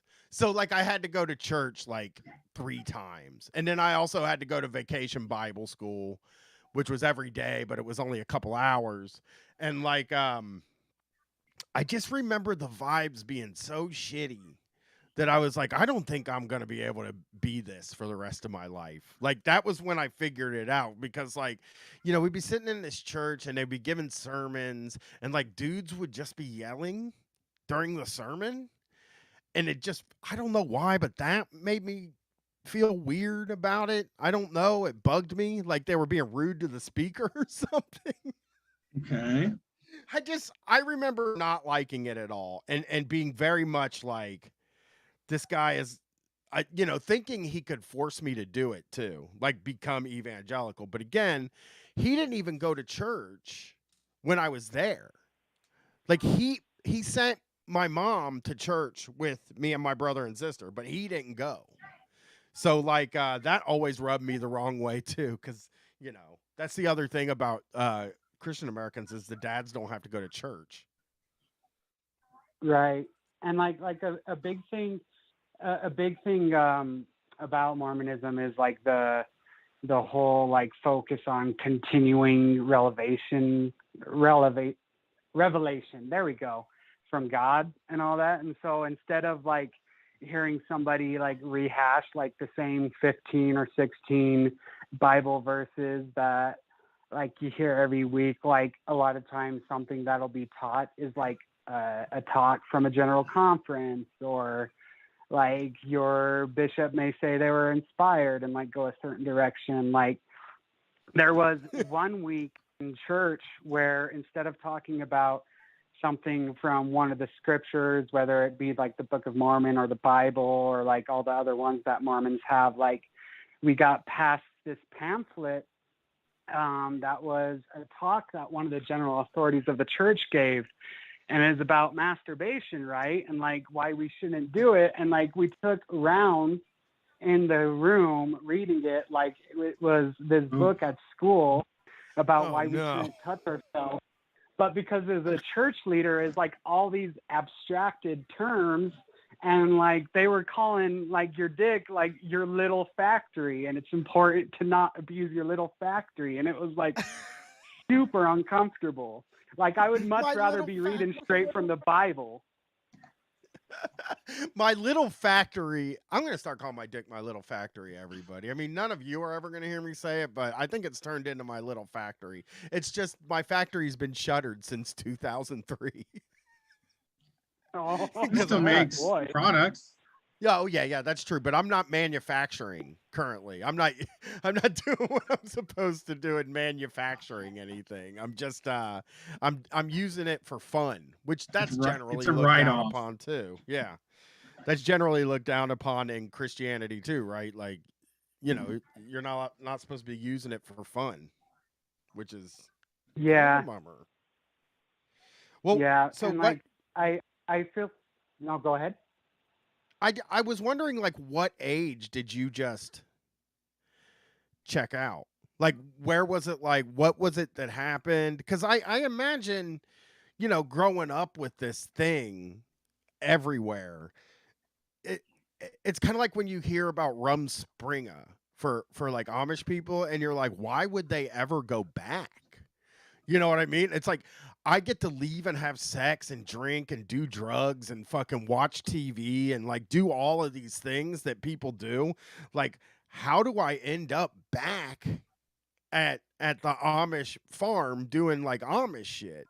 And it's like, because they do such a good job of articulating to you why it's very important for you to do that thing. So like, what was it that where you just like, I'm fucking done? Was it like right when you turned 18? It was before I turned 18. I want to say it was kind of like towards the tail end of like 10th grade that I decided I was just kind of done with it, because like growing up Mormon, you don't really, or like growing up in a Mormon family, but maybe not going to church as often as you should or whatever, because of like a situation like mine, like you're not really exposed to very many different ways to view the world, you know, like you'll have friends that are like of a different religion and all that, but like you only view like right and wrong, like through the lens that like your family has for you. And, you know, living in Utah, the lens that the church running the government has for you and all that. And in 10th grade, so I have to say, I have to be upfront. I left the church, but I'm still a dork ass motherfucker. In 10th grade, I got on debate, and that kind of like forced me to think about ethics in like ways that weren't church related for one of the first times in my life. And like it exposed me to like a more secular way to like view the world in a good and bad lens versus like what my bishop said. And you know, I just was done with it. I was like, you know, I don't need some guy downtown to tell me what's right and wrong. You know, like it turns out a lot of people can find this shit out themselves instead of like going to church every week and tuning in to conference during April and October. You know, like there's a lot more ways to live life.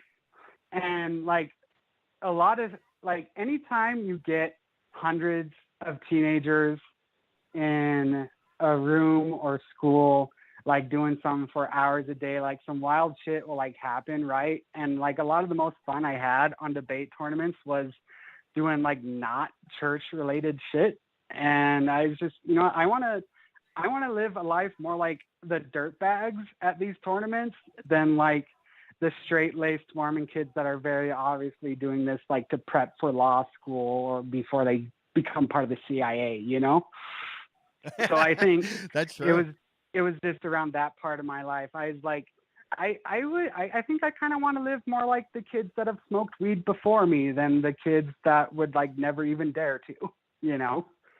True. Yeah. I mean, it's weird because like when you are like in high school or like even pre-high school where like, I don't know, when somebody prescribes you some sort of thing to do, a lot of kids go like, hey, I have to do this because my parents told me I have to do this. This is the way to be.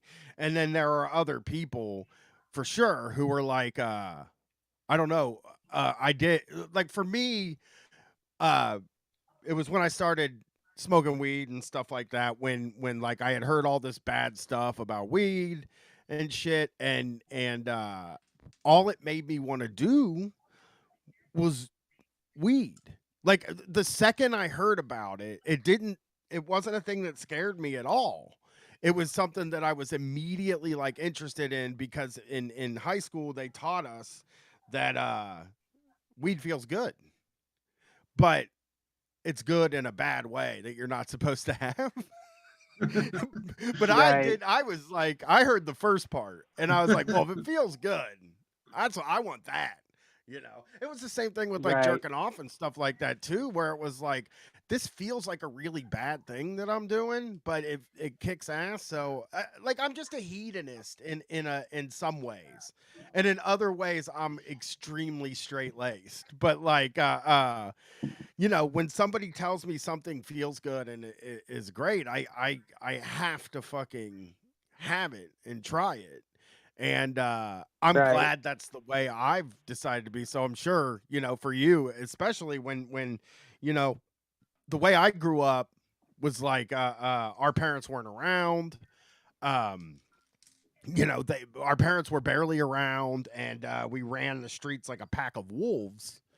And like there was just no way I was going to be anything else. So like you really you danced with the devil there a little bit because you really Yeah. could be one of those guys, one of those like fucking guys with like 8 kids. You know what I mean? Or you could have ended up Yeah. married So, really young, which that's a right. thing that like that's a thing that really freaks me out about a lot of the American religious people is the and I'm sure it's other places too, but what freaks me out is how young they get married. I just man, I don't know. I've been with the same woman since I was fucking 19 and I didn't marry her until we were together for 10 years because I just felt like why? Why should I do that? What happens if something, you know, goes off the rails or whatever? And like Right.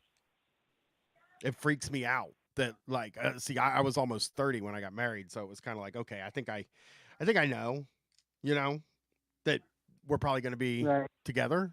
And like I see a lot of religious kids that just want to have sex getting married when they're like 18, right when they turn 18, and it's like, man, that should be against. They should don't. You should have to be 25. You should just wait till you're fucking 25. And yes, you're allowed to have sex. Don't fucking go around telling kids they can't have sex. But tell them to wear a fucking condom. Because telling kids they can't have something never works.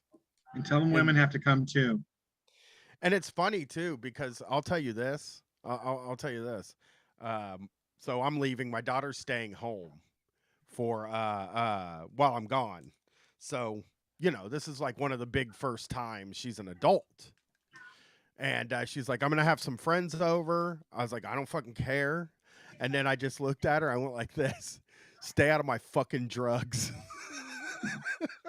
Which is not something my parents said, but I was like, stay out of my fucking drugs. If I find out you kids are here doing my drugs, I'm going to be pissed. Right. I have a bunch of ketamine and 2CB here from a long time ago. And I thought she knew where it was. And I was like, I don't want your friends fucking coming over here and thinking they can do all my drugs. You need a lockbox, dude. You gotta have a lockbox. Nothing's gonna happen. They ain't gonna do Me small box. My daughter is square as fuck. I'm just gonna tell you that. Speaking on that a little bit, Brian. So stuff like that is actually kind of part of why I left too. So, like in the church, one of the big things you're taught is that people who leave just aren't happy. People who leave and stop going to church have like miserable lives. Like people who leave the church or like stop going, they're just obsessed with it. And another thing you're taught is that like anything like sexual or like sexual sins, they're like awful. You're kind of taught that like sexual sins are like second only to murder, which that's like something I heard like a whole bunch going to church, right? But like my dad, he kind of stopped going. Like he's never like formally left, right? But when my whole life, he's never been like an active member. And so he would kind of fall into that camp, right? And like one day when I was a bit younger, I was being a snoopy little shit. And I found some like nudie mags in his room, you know?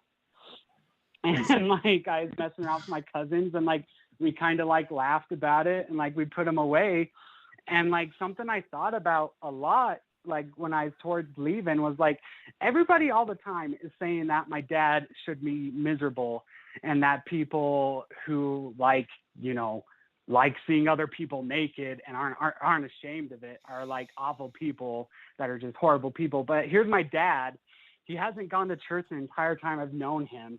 And like I found his fucking magazines once, so I know he's not like the straightest laced person in the world. And you're seriously telling me that he is a worse person than like all my aunts and uncles that are like objectively more miserable and in worse marriages, and like you can tell they just want out. Like, why would I live the way my aunts and uncles do when the supposed pariah in my father is like having a good ass time and he's not involved in any of it, you know? I love the idea of I saw porno and I realized I couldn't be religious. Like, man, I looked at fucking porno and I was just like, no way, I'm sticking into church.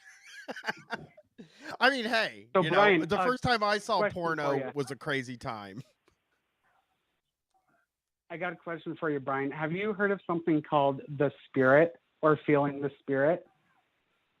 Yes, they talk about it in that show I was watching. Yeah, people would just like basically say like the spirit told me to do something, and then you just get to like do it. Like if you're a dude, obviously, not if you're a woman. Yeah. Right. The spirit can tell you. So like the big thing. Spirit can tell you some crazy shit. So like they teach you about that. Like the whole thing with like feeling the spirit is like if you're, I don't know what it's like to be a prophet. Like maybe God talks to them in a different way. But like if you're like an average member, they're like, oh, when like God wants to tell you something, like he'll tell you to it through the spirit. And like if you feel the spirit, then you know you're on the right path or you have to do a certain thing.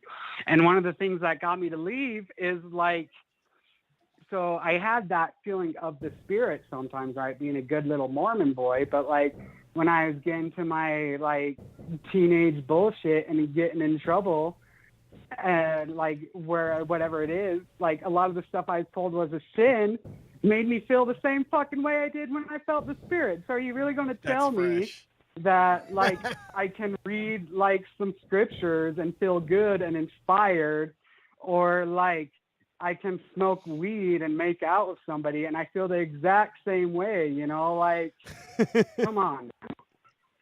Yeah, it's religion. Come the on thing now. about religion, like hating sex so much is like, that's sort of the thing that like makes people either stay or go.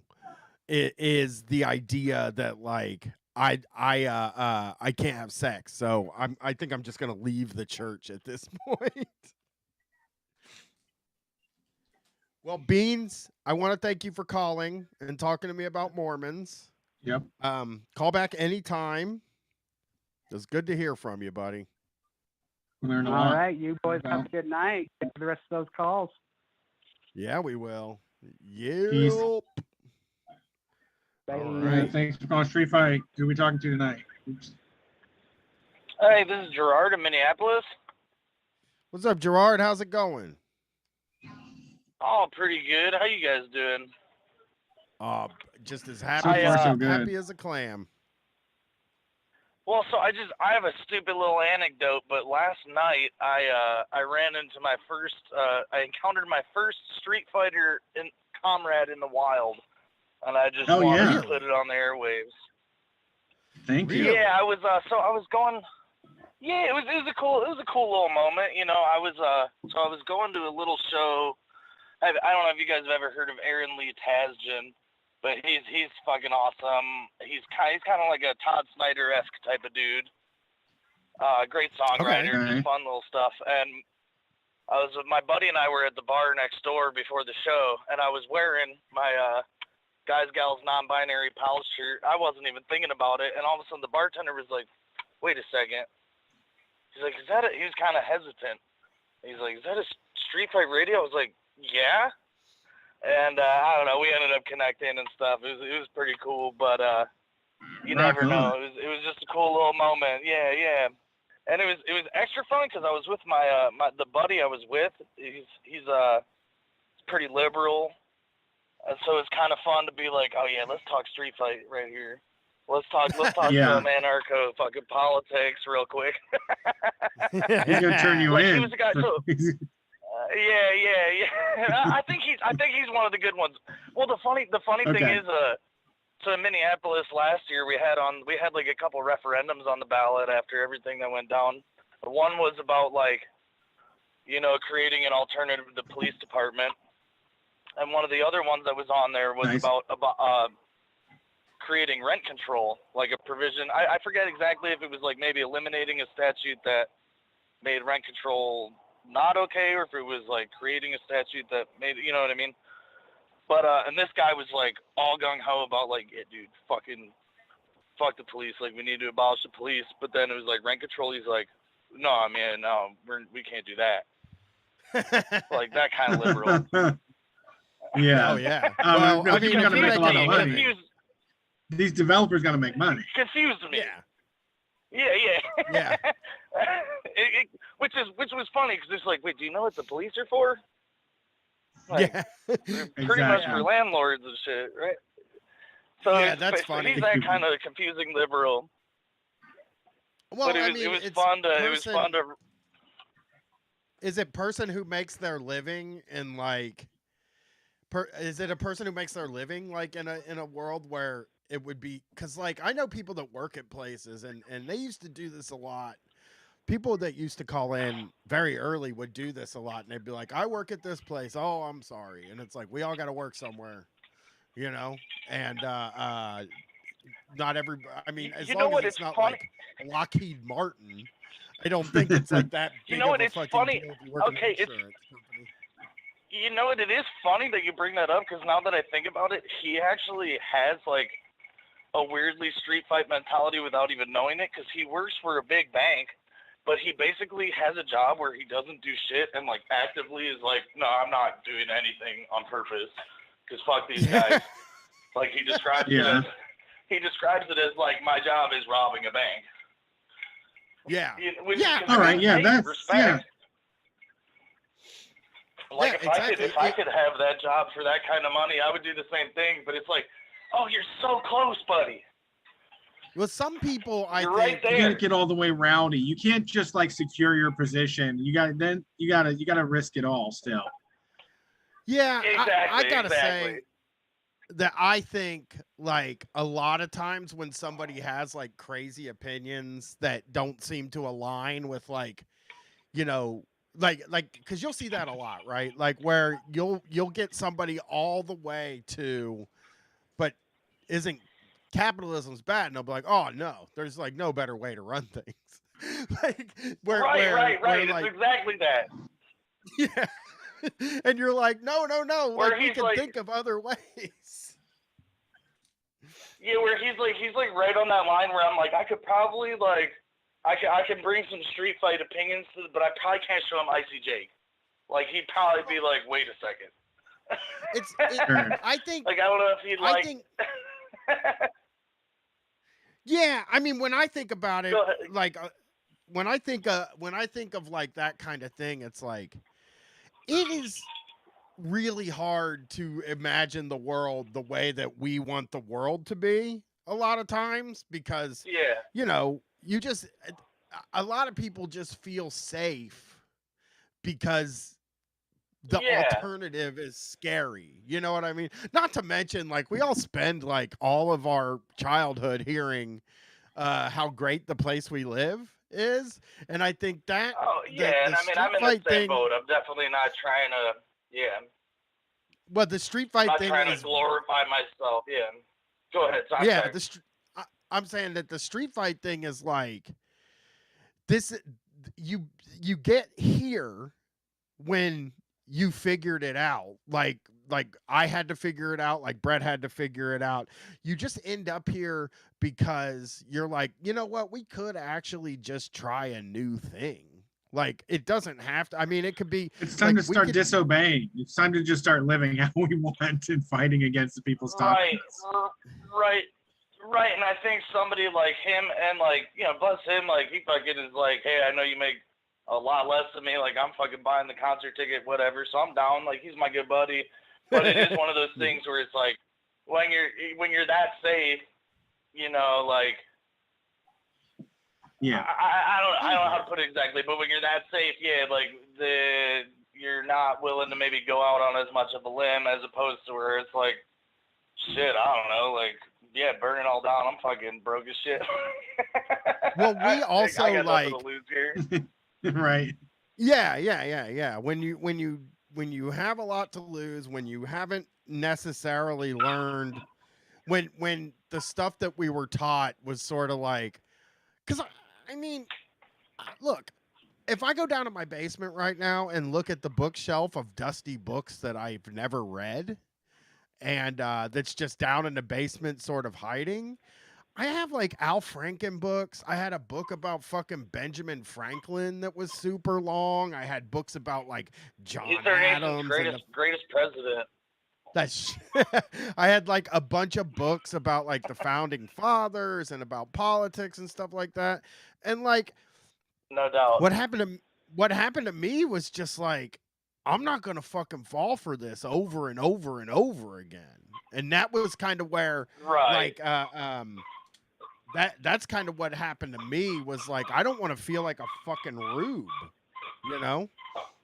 Right. Where maybe it's like a threshold between like, hey, our country's like fucked, but like we can like maybe, you know, like fix some stuff and like, oh, my dog got her toy. Hold on 1 second. It's hot under the collar, that dog. But it's like, oh yeah, well, this is her favorite one that's like, ooh, yeah, I'm gonna make some noise here.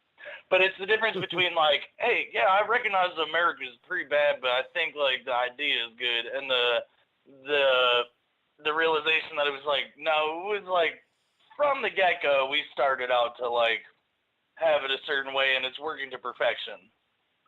Yeah. Like, yeah, I mean, the idea that we can fix this. Yeah.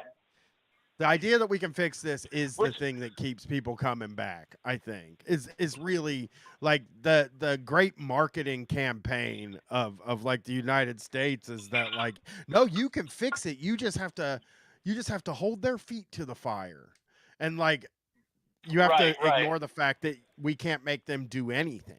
You know, we haven't been able to make them do anything for a very long time, but like people are gonna, but it still feels like, yeah, but you know, one different kind of president could really fucking kick this thing into motion. So I get it. Right. You know, I totally get it. I just don't think it's true. I think, you know, anything can happen. We could try Yeah, and anything. I don't think any of us do. But hey, can I one more thing is it's sort of okay. So I'm sorry if you guys already covered it. I haven't tuned in a few weeks, but did you guys hear about the Minnesota edibles thing? No, what happened? Tangentially, I just saw the headlines about it. Yeah, so I feel like this is kind of a funny, like just tangentially, like as far as like talking about the whole, you know, whatever system and legislative action and all that. But so apparently they just passed a law here in Minnesota that legalize, like, so we've had Delta 9, which Delta 8, excuse me. We've had Delta 8 here for a little bit, which I've had some. I don't really understand it. It is what it is. But I guess a law just passed here that was allowing Delta 8 to be sold like in edible form, but they also like included Delta 9 in there. So it's like this weird watered down law where now in Minnesota you can sell like straight up THC edibles, but only like 5 milligrams or less, or like the package has to be 50 milligrams or less. So like pretty watered down compared to a lot of states out there. But it passed through both of the state houses, one of which was Republican controlled. And I guess like after it passed, a bunch of the Republicans were like, wait a second, like we didn't know what we were voting for actually. Yeah. They Like, also several forgot of to them- tax it too. Didn't they forget to tax it? Wait, really? I didn't. I I don't saw know. I there haven't was- read that much into it. There's no like special marijuana tax. It basically just legalized making weed goodies and selling them. That's so fucking. They're gonna illegalize it really fast, but I mean, Well, I they're wish gonna we have could to. I trick guess them they're here. gonna at least have to wait a year or some shit if they want to do that. Yeah, I mean, it would be It's just nice if funny. we could trick these It's one people of into those times voting where for like good normally stuff. the whole American government machine is like so soul crushing and depressing, and then it's like one day where it's like, all right, that's some kind of lighthearted news. I kind of like that. Yeah, for sure. That's incredible. Well, thanks for So calling I in. guess Temporary millionaires yeah. Hey, in thanks Minnesota till it gets shut out. yeah. Well, hey, thanks for taking my call, guys. I love you. It was fun to meet a Street Fighter in the wild. Hope you have a good night, you guys. Have a Appreciate good it. night. We love you too. Peace. To the Have Middle a East. good night. We love you so much. Yes, we do. All right, last one. Let's do it. Let's Last do it. cow.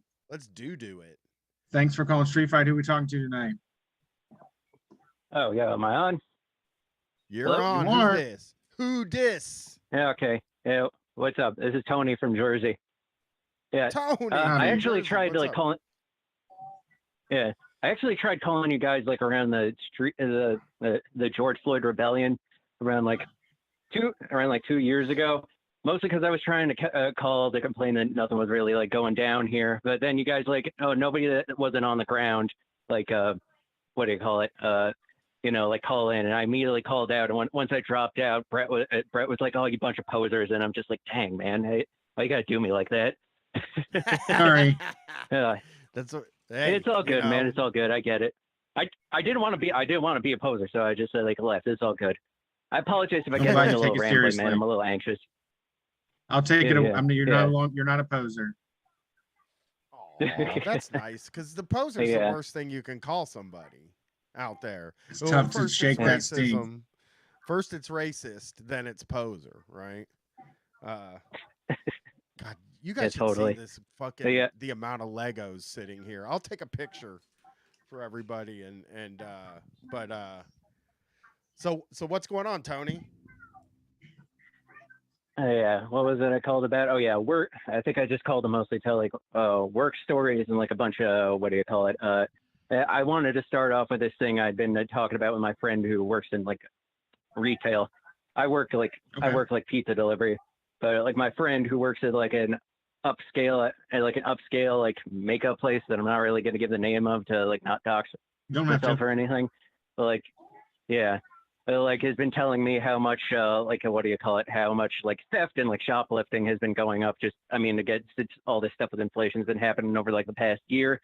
Because I live in like sort of like the broad New York metropolitan area. So like like North Jersey, it's like near New York.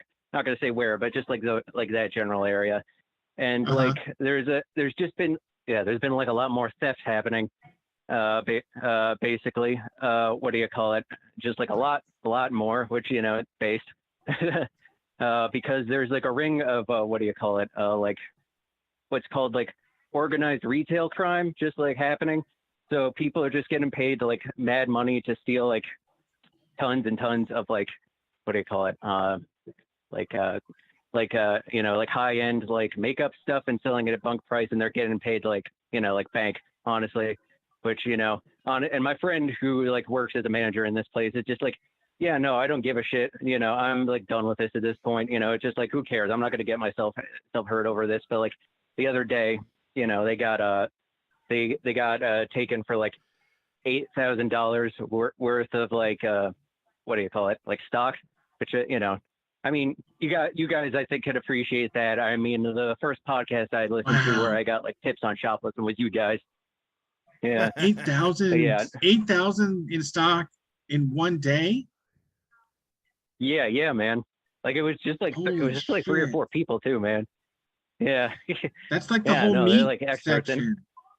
I saw Yeah, I yeah. saw someone took a picture of they got those like little Best Buy like spider wraps on steaks and shit at some fucking grocery Yeah. stores. Yeah, because I mean I had a lot of friends like growing up that would steal steak sometimes, and like I also in Ohio, I don't know if this is like New Jersey or any other place, but like there's guys that like go to the store and stick a bunch of meat down their pants, and then they drive around in a pickup truck with a refrigerator or like a chest freezer in the back, and they sell it to like their people. You know, they don't like go door to door. Like the meat guy never really went door to door. He just would like go to the people he knows and be like, "Oh, I got some ribeyes today," you know.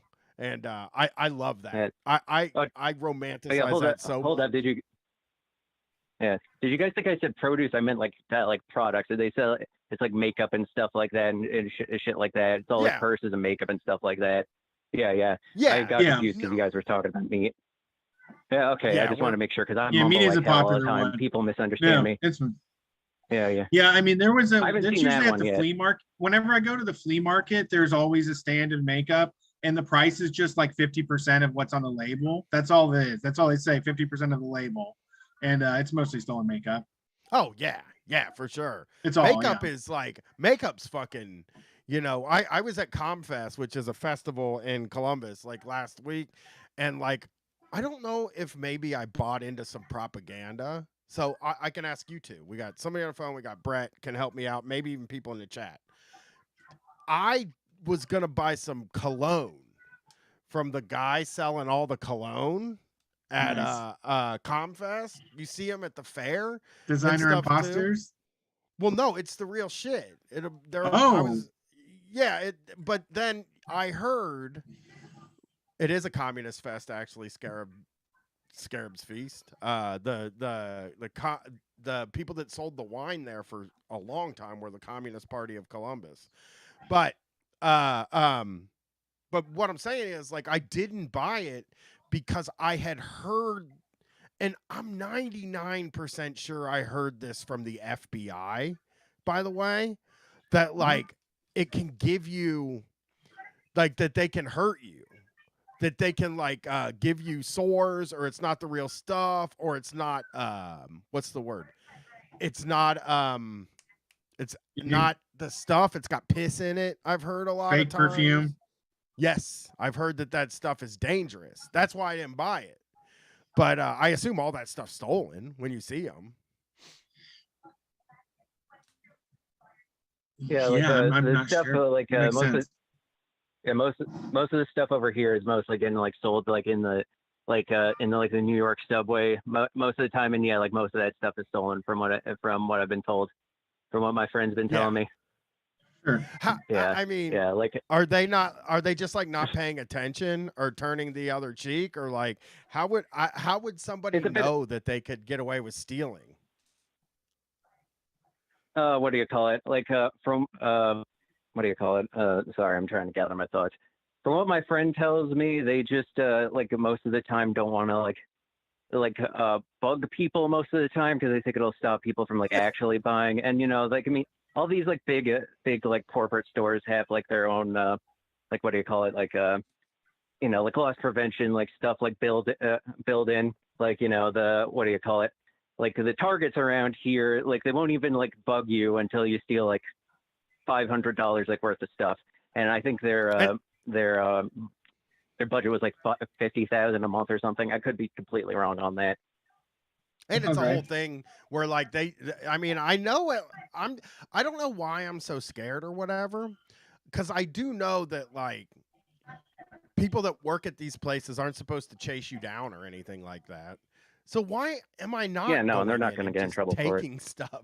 Yeah, You can break the running away. They are always so shocked when you run away from them. When authority figures try to capture you, it's so funny. Their faces are they're like, you're not allowed to do this. Like they have nobody to appeal to, and you're just running away faster than them. Yeah, you're not allowed to. Hey, you're not allowed to. I told you to stop. You have to stop. Yeah, when you got caught. It's like, no, you have to tackle me and drag me to jail. A funny thing they told me is because one of my friends has asked, oh, why don't they like put it in like a lockbox or something if it's like so expensive? And they basically said the like image of all that stuff being locked behind like a box would they said it would actually they think it would like screw over sales somehow. So I do too. Whatever. I don't care. I'm telling you. Yeah, I'm telling you, dude. I hate seeing anti-theft stuff, and I don't fucking listen. I don't fucking care if you're getting robbed blind. I just feel like when I'm in a place, like when you go to the grocery store in some places and you get in there and there's a sign that says the baby formula is behind the counter. I'm like, I should be stealing from this fucking place. This is a place I steal from because like there used to be an ecosystem, you put the baby formula on the rack and then people can steal it. But when you fucking put it behind a thing and they can't steal it, now we're in a fucking whole trouble now. So, yeah. I don't know. Well, I'm glad that people are stealing makeup, and it was good to hear from you, Tony. Please have a good night. Hey man, before I go, do you guys? I just want to ask you guys like if I could do like one thing in like the chat real quick. Like I want to, what do you call it? Do y'all care if I like post like a link to my friend's like GoFundMe? I got like a friend's GoFundMe out in Chicago. Yeah, they're like What's up homeless with your right friend? now. One of them has cancer. So my friend Sage and their partner James, both non-binary, got like basically like chased out of their apartment by their like shitty landlord. What do you call it? Okay. One of them works as a dom, has gotten like screwed over multiple times by like clients. The last dude was supposed to give him $1,000. They only paid the $200 up front and then completely screwed them over, even though they knew they were struggling like with like housing right now. I like helped them get like a van, like one of those like big like old vans you would see like a mattress. I forget what the hell it's called because I don't know cars. But like I helped them raise the money for that just because I think so. I have no idea. But like yeah, it needs like a bunch of work on it, and they got like they still have a bunch of it's like a 1998 car. They need like a bunch of help with that. I already gave them like a bunch of money of my own. I helped them raise a bunch of money on like a GoFundMe because I have friends with like big enough accounts. They're able to help. I also mod a few Discords, so I was able to like use that to like help, but it only like works so much and it's like running out. So that's why I'm trying to like lift it up. I want to list that, and also my pinned tweet with their like what do you call it? Their Venmo and their Cash App. Because all right. Yeah. You can message it. You can DM it. You can DM me with it too if you want on Twitter, and I'll. What's the Twitter name? It's something like incredibly Portuguese, so I'll just what do you call it? I'll send it to you like right now. Hold on. Okay. Let me find. Because it's not going to let you put. I guarantee you, it's not going to let you put it in the chat. At Incredibly Portuguese on Twitter. No, is that what it is? Incredibly Portuguese. Oh. No. It's just a very Portuguese ass name. It would take like what do you call it? Forever for me to like hold up. I'm a what do you call it? I'm a DM you hold up. Okay, I'll just retweet Brian, it right? on my Murder X Brian, and I'll oh yeah, the other one got shut down.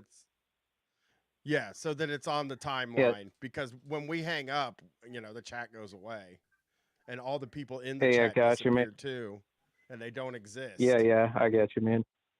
I get you. Like hold up.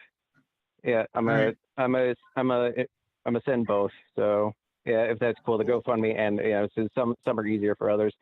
There you go. Okay. That's what. No problem. There's my pinned tweet.